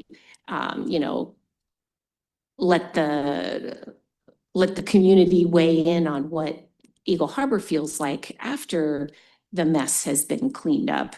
And my guess is that that it's going to be a big sigh of relief that we actually have some facility for one of the most dangerous, turns on the island. I wanted just to make a comment about the level of traffic stress because, as Hannah was saying, that is one of the major differences here. When there's a call for let's just do a lot of bike lanes instead of, let's say, like a Class A facility, what that's leaving out is the rationale for which is which. So the level of traffic stress is dependent on the speed, dependent on the road type, it's dependent on a lot of things. So for instance, if you are looking at traffic that is 35 miles per hour or higher, and I think on the island, Highway 305 is probably the only one that we have now that's 35 and above, but I'm not sure. There might be some places on Miller Road and whatnot. It is level of stress 4 all the way to a separated bike lane because of that high traffic volume. And level of traffic stress 4 is facilities are stressful for all but highly experienced cyclists. So what that means is that we would be creating facilities that are only appropriate for, only going to address the needs of the highly experienced cyclists. So this is a way of evaluating, and we don't need to have every single facility be appropriate for all ages, all abilities. As Hannah was saying there, it is very important to have that done around schools. And yes, we do want to go for grants that are going to require us to have a level of traffic stress 1. So I would just like us to look at this from a lens of fairness and equity, that there's an awful lot of us who would like to be riding on our island and who would do so if they felt more comfortable, if they didn't feel like their lives were in danger for it. I consider myself somewhere between an LTS 3 and an LTS 4 because I did a lot of cycling on fast roads and whatnot a few decades ago. So I guess I wouldn't be doing that unless I had to, but so I'm not the audience. I'm really looking at wanting kids to grow up knowing what it's like to enjoy cycling this island and getting to school on their bikes. I probably have more to say, but hopefully I can come back around. Thanks. Thank you, Councilmember Schneider, Councilmember Nelson, then Councilmember Conley Johnson, then the Deputy Mayor. Yeah, I spent a long time reading through this whole plan. And I mean, it's $100 million plan. That's the first thing that sort of stuck out at me, $97.75 million. I think it concerns me. It overemphasizes these over elaborate and expensive bike facilities, and it underemphasizes basic road maintenance and common sense and cost effective solutions such as widening shoulders for bike lanes. And so you might spend a whole fortune on one sort of class A or gold standard facility that goes a few blocks, but there's all this area where you don't even have connecting shoulders. So you still can't really bike around the island. I disagree with the overuse of quote unquote traffic calming measures, such as the pedestrian islands used at the head of the bay. I think if you have concerns with the way the head of the bay project went, I mean, under this plan, you should expect more of that. And that was a $4.6 million project, and only $1.45 million was grant funded. So we're talking about more than $3 million coming from our general fund, which is, it's like 10% of our revenue, our annual revenue. That's a lot. And if you don't do one project like that, you could probably afford to do basic road maintenance, but we're being told we have to do a levy to pay for basic road maintenance, which bothers me. I want to touch on the level of stress that the sort of table that's put in there. I spent some time really kind of staring at it when I was reviewing the document. And it sort of sets up this situation where we either need to reduce speed limits across the island to 20 miles an hour or less, or we need to have a separated path, shared use path, side path everywhere. Because in the document, the goal is to have that level of traffic stress be one across the island, right? And I'm not somebody who supports reducing the speed limit to 20 or 25 miles an hour across the island. And I've heard from businesses that are concerned about that because it takes so long for their suppliers to drive them goods, right? Especially on the south end, because they're going through areas that have such low speed limits. And then the other issue is sort of separated path, shared use path, side path. That seems to be very much emphasized in the level of stress table. I just have to bring up the example of Eagle Harbor Drive.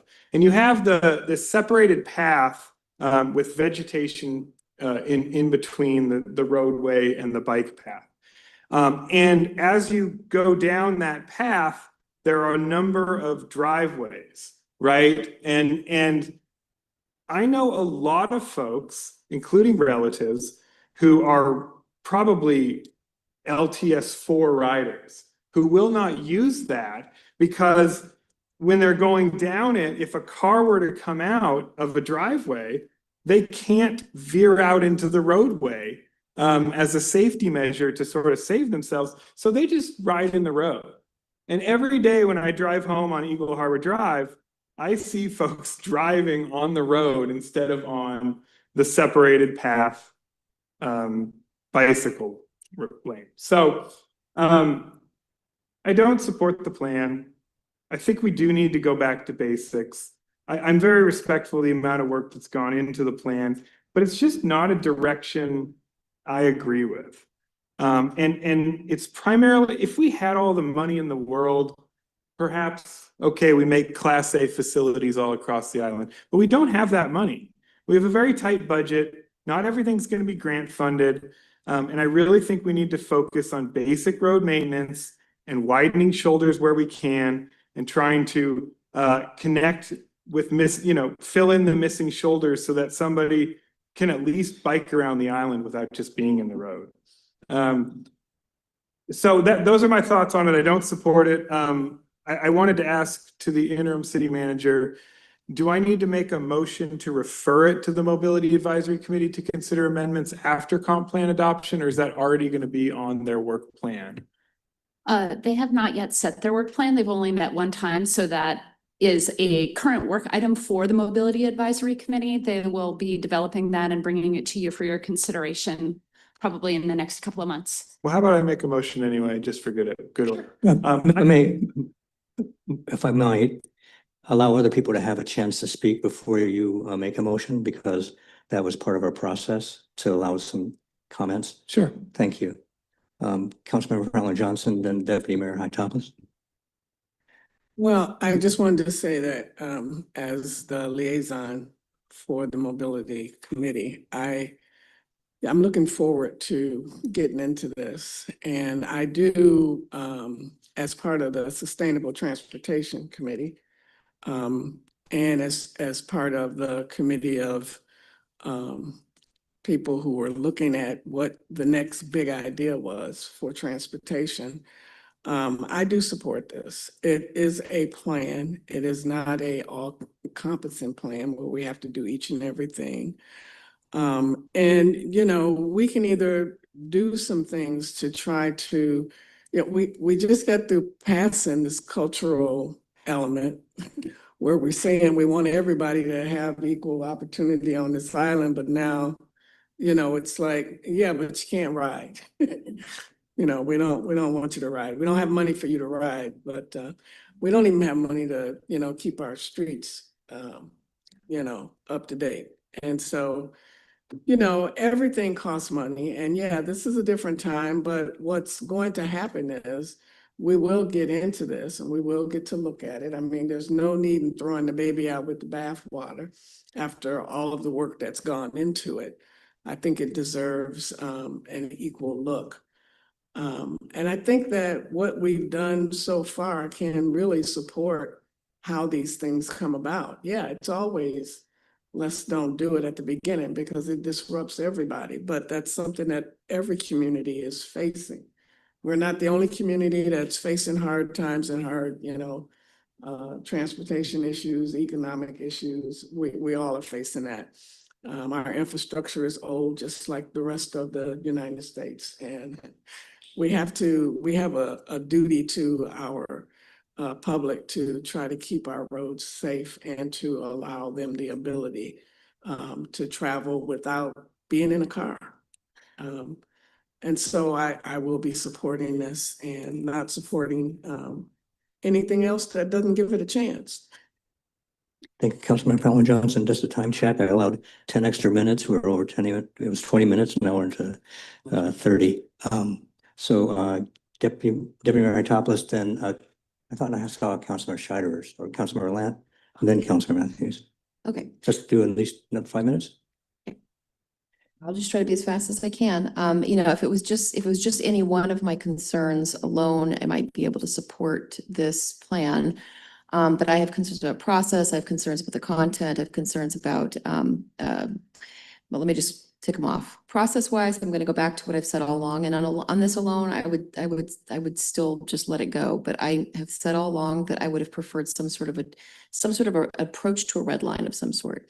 An example of what I'm talking about is when I was working on the trying to help integrate REACT's proposed guiding principles with our existing guiding principles. And there was feedback from Councilmember Schneider. And so to go in and actually be able to say, hey, this went here, that went here. There are ways to integrate. There would have been ways to abandon the island-wide transportation plan, I think, to have seen where things went. My concern always was that there would be policy decisions along the way that would be made necessarily, and we wouldn't know where they were and know how to find them. Again, that's just one thing. Price-wise, $97 million at a time that we're facing, granted, we'll never be able to do this either, tens of millions of dollars of unfunded mandate, I'm going to say it, housing. We aspire to do that. We want to. I have always said I prioritize getting the housing done over special transportation as opposed to roads. It would be housing. Well, actually, unfortunately, it would have to be roads first because we have to keep them drivable housing and then above and beyond. And so I can't, I don't know how we put our names on something saying that we even would consider that in the next 20 years, we'd even possibly be looking at $97 million. I'm not looking at $20 million. We also just talked about water, and it's pretty clear to me that if we're going to do water right on Bainbridge, we're going to have to seriously be investing in recharge and so forth. This is going to be real new infrastructure we need to think about. And we've always should have been doing that, and for climate resilience and everything. So what's that public works stuff that we're going to be looking at? That's a priority to me. And then I'm concerned about, when I say content, I'm concerned about what the facilities are looking like. I live on the south end. I've tried to be optimistic. I've seen them. I thought, oh, yay, look, there's people on the separated, sort of not really separated, the raised path. And I'll just say the one thing that has really surprised me. I don't know where this is going to go. And I think it was alluded to by Councilmember Nelson, is when we all talked who were not wanting to see separated paths and thought that we should just simply have bike lanes on both sides. We talked about having what we understood to be mountable curbs. Now I understand what a mountable curb really is. But when we talked about what mountable curbs were, I think that we were led to believe by the people we were talking to and staff that we were talking about the ability of a bike to move in and out of bike lanes into traffic in order to avoid somebody with a stroller or in and out. We now have a curb. It's actually, a mountable curb is actually defined as allows a car to go up onto it. And that is what we clearly see. And now we have the situation of hardcore cyclists feeling like they should be in the lane because they don't want to be up on that thing and make all those little choices and stuff. And now they are in a less safe situation because there's no escape for them. There is no shoulder or lane for that bike lane for them. So they're less safe and they're in the lane, which was the thing that we always said we were concerned about. So between the process that led to it, between the cost, between the facilities that we're seeing, between our competing projects, I'm just feeling like I can't support it. Now, I don't know that will be a majority opinion here. And so I am going to say one thing that's missing from this that I would like to see, and we can talk about when it comes back. I asked Blair over and over again, when can we talk about Hildebrand? When can we talk about Hildebrand? And a lot of us saw who have to get to the ferry and everything during our recent construction. It's become a thing. People are using the cut through, which is inappropriate, through the parking lot because there is a need there. And that's always been an issue. And the only reference in the plan to Hildebrand is a comment from someone saying that they don't want it punched through because it will reduce the level of service for cyclists or for non-motorized. So I think that's a problem. And I don't think we should be putting forward a plan that doesn't suggest that we're going to be at least exploring punching through Hildebrand. So those are my comments. I think that was more than 5 minutes. So do we continue another 10 minutes for the other comments? Up to Councilmember Lant, then Councilmember Matthews. I was just going to make the motion. Councilmember Lant. I'd like to speak real quick, if I may. Sure. I'd just like to also just point out that this kind of conversation could have been a little more simple and more clear if council had had a retreat to talk about our priorities for this year, to discuss, are we going to throw money at this or throw money at that? Are we going to not throw money somewhere else? What is more important right now? Affordable housing, road maintenance? This, as much as so much work went into it, and I don't want to throw the baby out with the bathwater, but we need to be able to pivot and acknowledge where we're at right now in the scheme of things. And I just think that, again, like, for example, the roundabout, pick one, anyone, there are consequences that we as a city will have to deal with when any of those roundabouts are constructed. There's going to be mitigation on adjacent roads to deal with. Everything else, I don't know if we I'm have going to move in the budget order. for We're trying to that. get this along, and that's really not addressing the mobility part. You're bringing in other topics that aren't necessarily. I'm germane. saying we need to plan to budget our money. And I think if we start putting items on the CIP, then staff will be trying to go forward with what's on the CIP, which is why it would be wise not to put them on the CIP at the start. That's my point. Thank you, Councilor Lant. And I'd like to make a comment. 35 minutes in. Everyone knows that I've always been bang for the buck person. Was it 15 years ago or 20 years ago? It was a Core 40 project. But it was a project, for those who don't remember, that was done to identify the most dangerous areas where there's possible pedestrian bike interface, as they call it. And if you go look back at that plan, some places we hit, especially the head of the bay was probably number one because of its angle and all that. But what it recommended was shoulders as the consequence. And I always like that as, a preferred alternative. I also understand the mobility issue, and this study there's a lot of work in it. And the budget projections are just that. If you build this out to that point, it's a nice dream. I may not agree with some of those projects, but I'm in agreement that we don't have that money, obviously. I mean, and there's a difference, by the way, in the capital budget versus the general fund, so let's not mix the two up. But what we have before us is just it's an elected plan, but it is part of our element. And it can always be altered, it can always be changed. It's just a plan, an idea, a dream. And instead of reading into it, this is going to happen. You know, I dreamed I would be a U.S. Senator astronaut dating Beyonce, but it didn't happen. You know, wonder what happened there. So that's what we want to keep our eye on the ball. And one of the things, at least I understand it, is that it does have development standards in it that are referred to in projects. So I think that's necessary. It is an addition to the transportation element of which is required. So we have decided to come up with this plan for alternatives, but it is not a required plan of the state, but we have added it to the required plan of the state. So in essence, we would be submitting an incomplete transportation element of which we can't afford to do. We're already a year, 4 months behind. And so I would just stress, and you know, I'm allowing my opinion, that the plan says what it is and what it might be, but please don't make it sound like that is going to be deliberate. We have so many ideas on our capital improvement plan were planned 15 years ago and they're waiting their turn. And it's not these electives. So I'm going to move this forward and adopt it as is. And once we do that, we have a brand new mobility plan committee. Now there's a work plan for them. Look into this. How can we alter this? We created this new committee. So we're giving the citizens an opportunity to say, well, some council members have brought up ideas. What do you guys think? So let's allow that process to go forward. But if you want to make a statement against it for whatever reason, that's your prerogative, and that's okay. But I'm doing a pragmatic, and it has to be part of the element. We're already behind the 8 ball on this. So those are my points, Councilmember Matthews. Thanks, Mayor.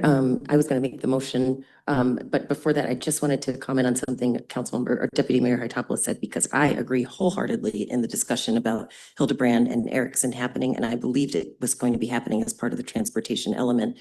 So we are still able to discuss that, I believe. Point of information real quick. That's right. I had previously, we had passed as a body a motion for a study session on the island-wide mobility plan. And I'm not sure it's appropriate to pass a motion approving it if we haven't had that study session yet. I think it is. But yeah. You just got barely recognized. I understand the motion would be to move it forward or further. If I misread that. It says I move to approve the island-wide mobility plan as represented to be adopted as the plan of reference in the transportation element of the comprehensive plan, which we haven't done the transportation element yet. So we're just moving this forward to. You first introduced, you're going to do a motion. Yeah, I just did. But to fairness, Councilmember Nelson paused at my request to do a motion. So I'm coming back to you for the floor. Oh, I appreciate that, Mayor. And I think that my motion does not preclude your motion at all, okay? And I just wanted to move to refer the island-wide mobility plan to the Mobility Advisory Committee for review and recommendation of potential amendments to be considered after adoption of the comprehensive plan. I second that. Okay, thank you. Do you want me to repeat that? No, I got it. And maybe I talked wrong. We need this as an amendment to the transportation element to get on the comp plan. Yeah. If we don't have a full transportation element, we don't have a comp plan. And transportation element is one of the required RCWs. And so studying it after. No, I don't think he's talking about. That's what I heard. No, I think he's talking about additional work. This is in addition. To redo this, it goes to through this comp plan is adopted. And then look at after. It's done, then it's continuing work for them to just updates, as Hannah was saying. Yeah, that's not quite what I heard, but I think that's your intent. Yes, yes, exactly. So Right. I'm understanding that Councilmember Matthews is going to make the sort of motion to approve it for the comp plan. I'm trying to send it to the Mobility Advisory Committee to look at after we do the comp plan and just do their deep dive, do their work. And if there's something that they feel should be amended in the future, they'll bring it back to us, right? And so it's Right. very much giving it to them, but I understand, Mayor, exactly where you're coming from. This is a necessary element. This is not precluding what Councilmember Matthews is intending to make a motion on. Okay, so we got a couple motions of which none have been seconded. So perhaps She seconded my motion. yours was to. My motion was I move to approve the island. Wait, point of order. Wait, one at a time. Wait, point of order. You still have the floor. Yeah, there's one motion Yes. on the table, which is my motion for after the comp plan, and then you were going to recognize Councilmember Matthews for her motion. She hasn't made a motion Made yet. and seconded. Yeah. My motion's been made and seconded. So repeat for the body, please. Okay, I move to refer the island-wide mobility plan to the Mobility Advisory Committee for review and recommendation of potential amendments to be considered after adoption of the comprehensive plan. And then you're going to add. She's Okay. seconded it. Okay. Councilman Scheider. I think I understand that Councilmember Nelson's motion should come first. And I kind of don't think it's necessary because in my mind, that's what the mobility committee was always for, is that this plan has to be a living document. I'll support it, but in my mind, that was always the idea. And then we can vote to move it, forward. Thank you. Deputy Mayor Hatopoulos. Oh, I'm just going to say, I'm not going to vote for this motion because I don't believe that we should be adopting a plan that has as many issues as this does. So that's not sufficient for me, but thank you. Okay, Councilor Nelson, who had their light on? Councilor Nelson, want to continue? Oh, yeah, I'll just say one thing, which is, I mean, I believe in sort of formal motions, and I know that's what the Mobility Advisory Committee is for, and that's why I think it's just really important to just refer it to them and make sure they know that that's part of their work plan. So yeah, I mean, I did speak to that as well. And the motion's on point, just make sure we have to have this as an addition to the transportation element. Make that, I want to make unsure that the body understands that. All right. Councilor Matthews? Well, we didn't vote. We have a motion. Anybody else? Oh, your light was on. No, I'm sorry. Okay. Yeah, okay. Okay, we have a motion on the floor. It's been seconded. All in favor, say aye. Aye. All opposed? We have 4 yay, 2 nay, and the chair votes aye, so it is 5-2. Councilor Matthews. Okay, now I move to approve the island-wide mobility plan as presented to be adopted as the plan of reference in the transportation element of the comprehensive plan. Second. Moved by Councilor Matthews, seconded by Councilor Frontline Johnson to move the island-wide mobility plan to a future agenda item to be adopted tonight and move forward to be added to the comp plan. Deputy Mayor? I'd just like to ask the city attorney a question. Is this plan a requirement for the transportation plan? So Or transportation element, sorry, getting late. That's a great question. And unfortunately I have to provide a relatively unsatisfactory answer. And that is this plan is my understanding is proposed to be incorporated into the transportation element of the comp plan. Now, if that plan is not incorporated, then the question becomes, does that transportation element by itself, does that comply with RCW 3678-070 subsection 6? And that's the answer I unfortunately cannot tell you at this point. So I just want to be clear, we don't have an answer on that right now. Structurally, it is not necessary to have the plan right now. It could very well be that our element is insufficient by itself. So I just don't think it's reasonable for us to be claiming that we know that and that's et cetera. And if this plan had something that anybody up here felt was fundamentally flawed with it, it doesn't mean that they have to vote for it because otherwise we're not voting for the comprehensive plan. Thanks. Councilman Nelson.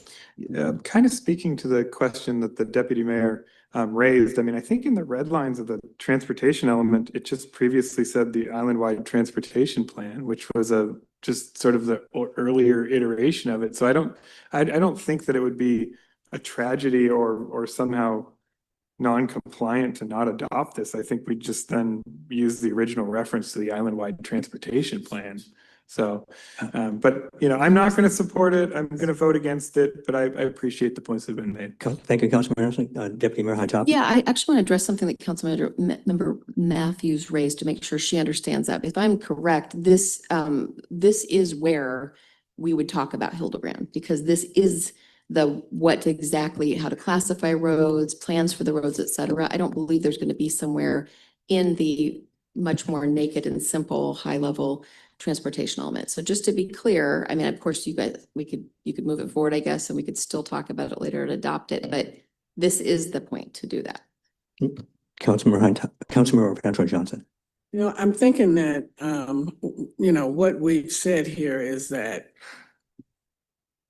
we have agreed that maybe the mobility committee needs to look at this. And at that time, if you have concerns with the plan, you're going to bring it to that committee, and maybe Hildebrand is on there, or whatever formatting issues that you identified. The whole idea is that do we really want to hold this up because we are having subjective answers to whether or not, all of this is incorporated in the transportation plan.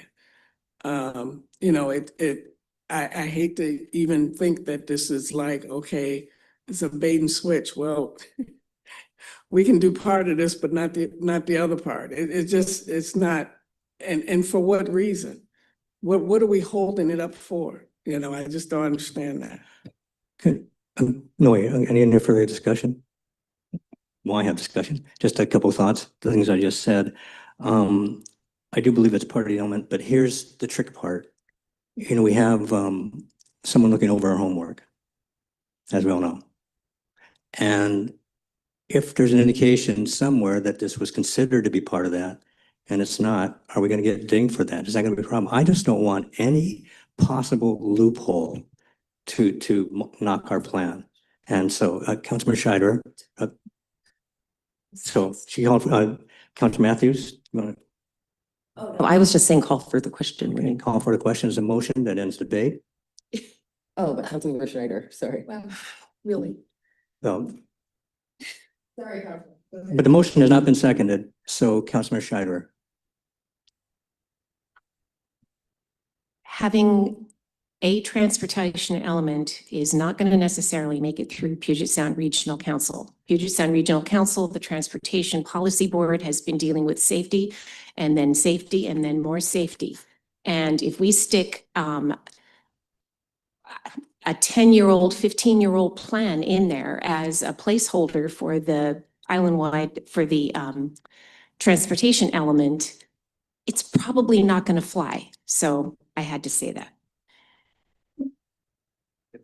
Deputy Mayor Hightop. Yeah, and I just need to say, I am just kind of floored how often it's being suggested to make arguments are being made for us to make policy decisions based on fear, and this is going to happen, and we better, and I'm also hearing things that remind me of when we passed the religious properties ordinance, and people were saying, well, if it's not good, don't worry, we'll just fix it later. I don't make policy decisions based on that. We are the leaders. We are the decision makers. Our names are on the plan. Our names are on the comp plan. We are elected to do something, which is to make good decisions. I know we can see where the vote's going. That's great. No one here has to worry about the fact that the plan's not going to get put into it. But we can choose individually to say, this is not good policy and I will not support it. And I'm not going to support it with the idea that, hey, we can fix it later. So I just need to say that. Thank you. Thank you, Deputy Mayor. Councilmember Johnson. It is getting late. Okay, so what would a compromise be for this? To throw the whole thing out or to send it to the mobility committee? I mean, I just don't understand. What we're saying is, even though we've combined the two plans, and even though we've updated it to different level of service and different this and that, it's still not good enough. It's still considered a 10-year-old plan. You still have the floor. Councilmember Nelson. I actually want to respond to my colleague's question, which I actually think the compromise is what I put forward, which is that I'm not going to vote for this plan because I think it's bad policy, to Deputy Mayor's point. And I have to look at it on the merits when I vote on it. But I kind of know where the vote's going to go. And so that's why I made the motion that I made, is because it's going to go into the plan. And I think the compromise is to have the Mobility Advisory Committee look at it later and make potential amendments. And that's my attempt at a compromise. Yeah. Well, and don't assume that, But- the way it's going to go. I asked the question generally because I want to know if there's a way we can compromise. I'm not, thinking that, oh, it's going to go this certain way, because, I'm not going to say unlike some people, but I know I can change my mind if it makes sense to me. I'd like to answer the question. Deputy, you're asked. I can Deputy. I can think of something that's a really good question. I can think of something that does not satisfy me. What satisfies me is if we all agree that there are some things, we may all have different feelings as to which they are, but there are some things that have changed. There are some competing things. There are some things we've learned, and we can pass this to go along with the comprehensive plan for process purposes, but bring it back to the city council in the coming year. Because I think we need to talk about things like what we've learned recently with the facilities we've been putting in. We need to talk about budget. We go back to, again, obviously what Councilmember Lance said about ultimately our priorities, competing needs.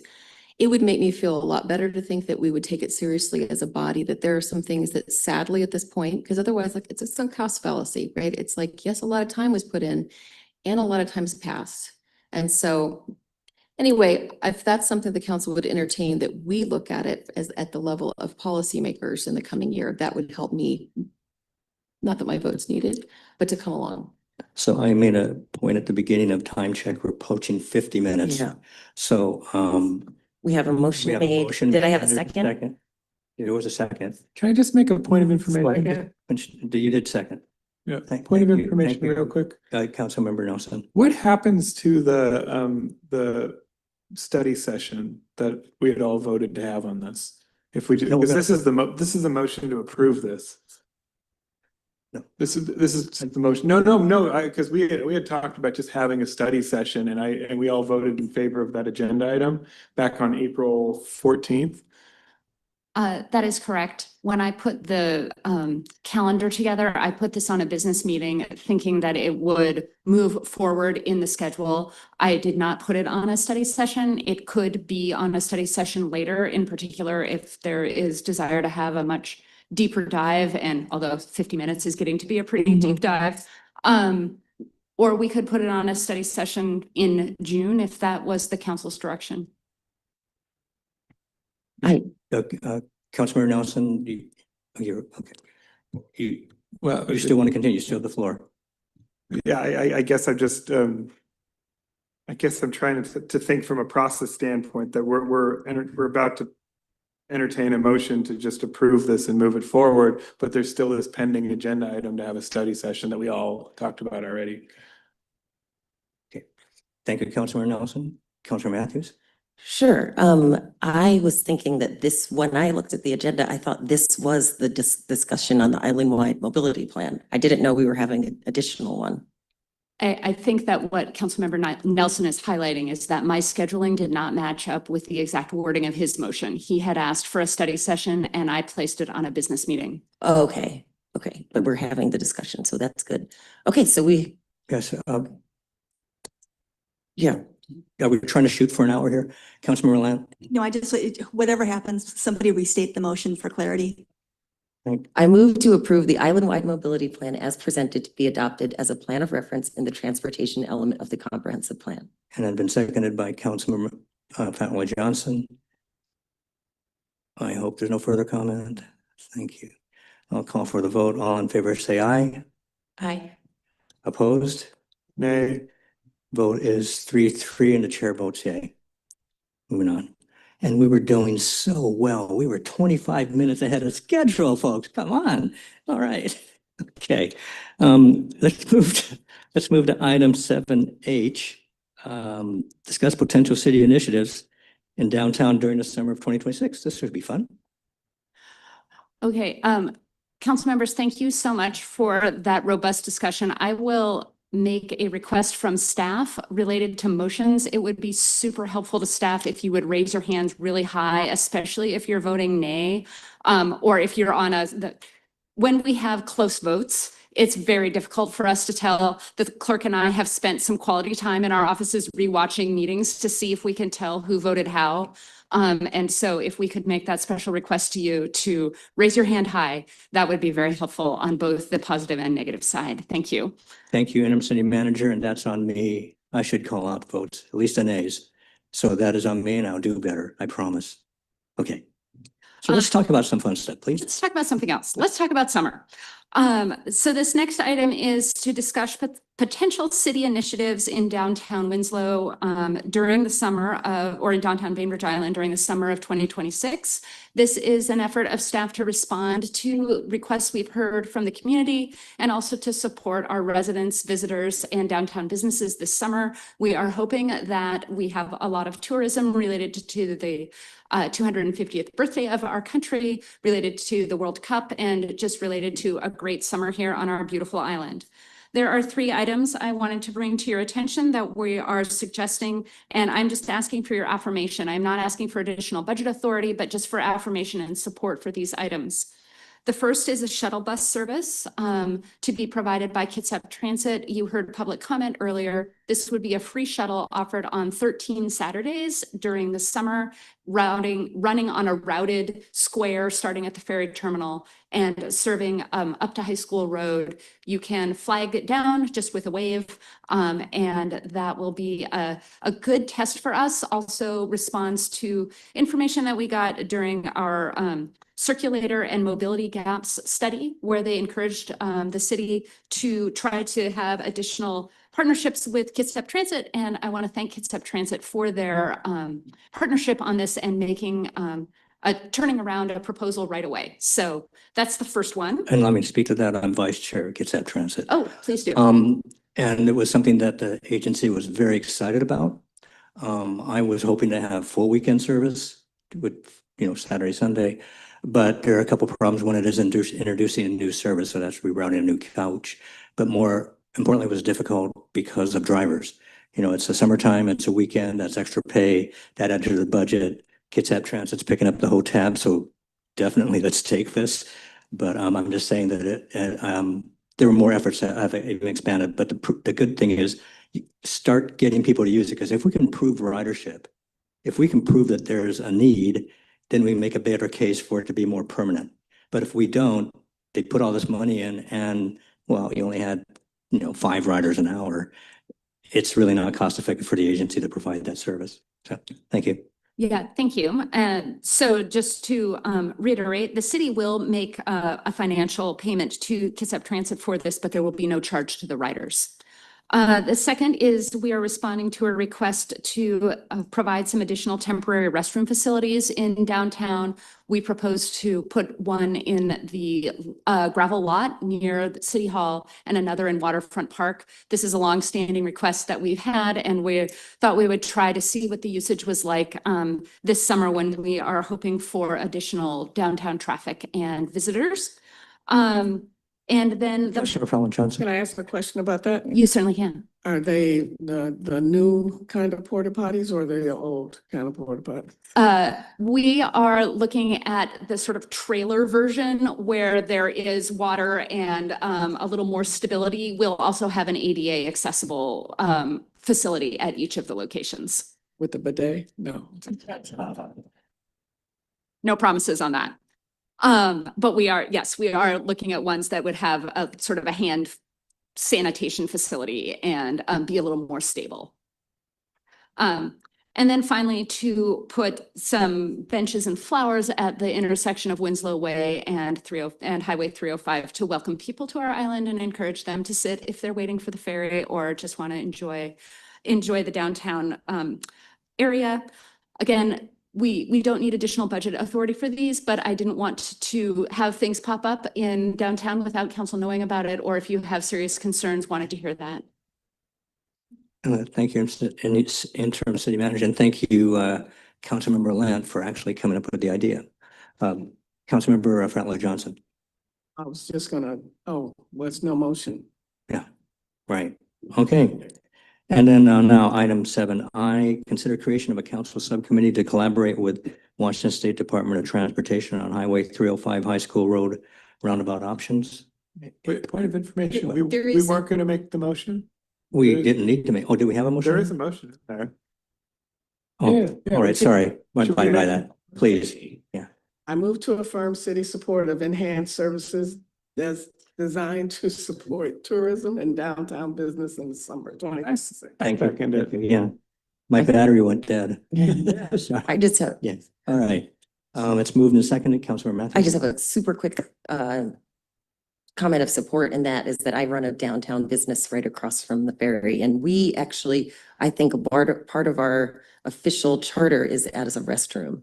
The amount of folks that we get coming in just to use the restroom and and it's fine. We welcome our doors to that, but it will be really great to have some support in that as it gets busier this summer.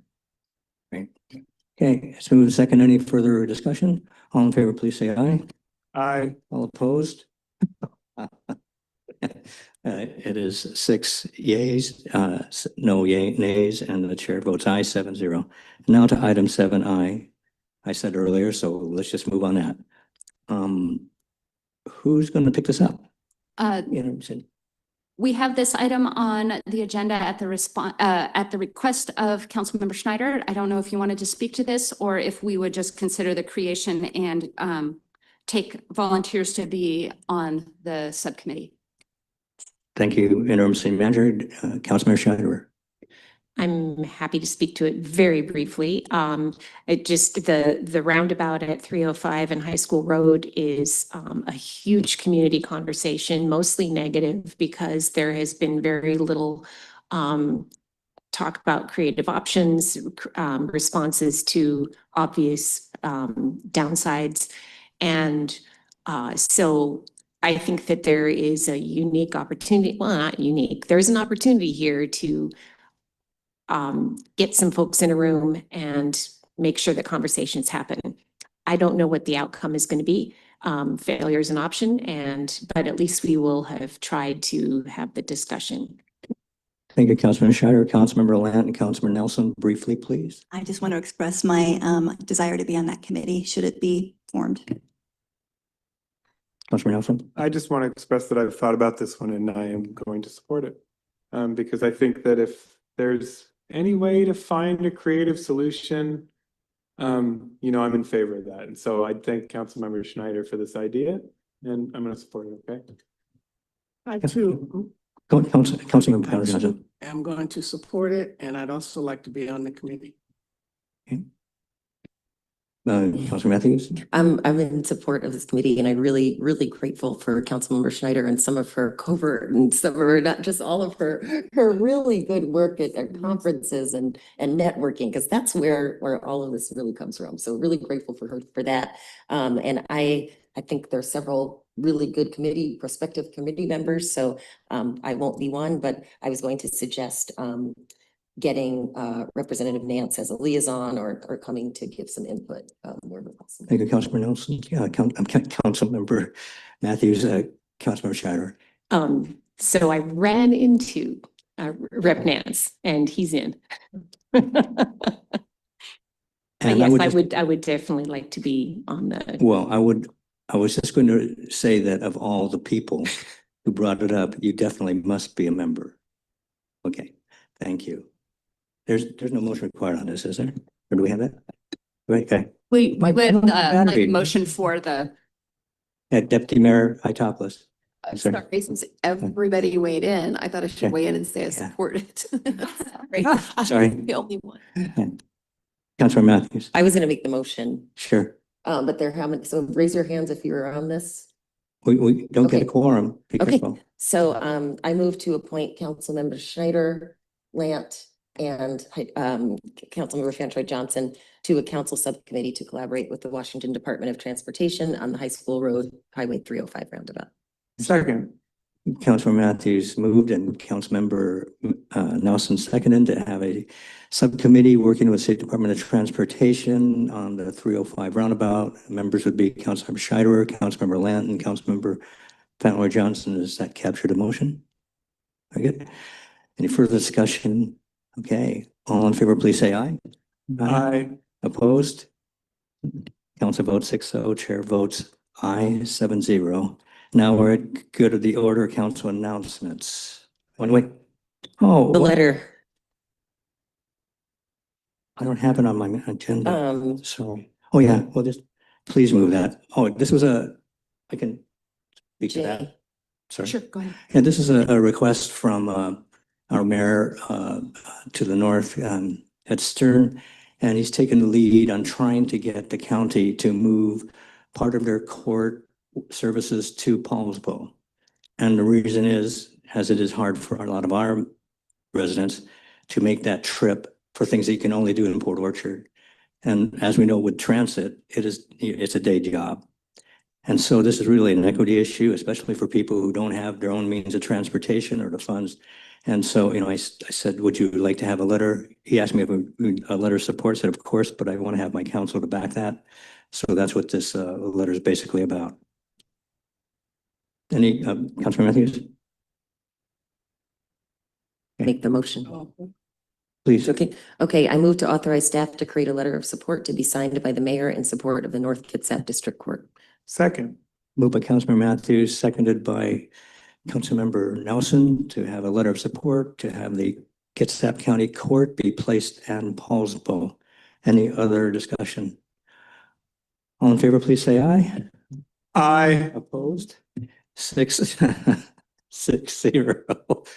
And the chair votes aye. If you missed that, Councilmember Nelson voted aye. All right. Now we're to council announcements. Any thing to add? Councilmember Scheider, then Councilmember Nelson, then Councilmember Land and Matthews.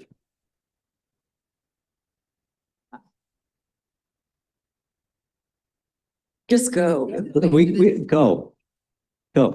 I actually will be staying on the island tonight. I expected to miss the 10 p.m. ferry, but I appreciate everyone moving quickly. The one time we're thinking about you. Okay. All right. Okay. So. Thank you, Mayor. I hope this is not contentious, but tomorrow is the City of Bainbridge Island Bike Everywhere Day, starting at 7 a.m. to 9 a.m. And on Friday is Bike to School Day, 7 a.m. to 9 a.m. And it was, I'm not positive where it is, but the Sustainable Bainbridge, I think, has got an inquiry.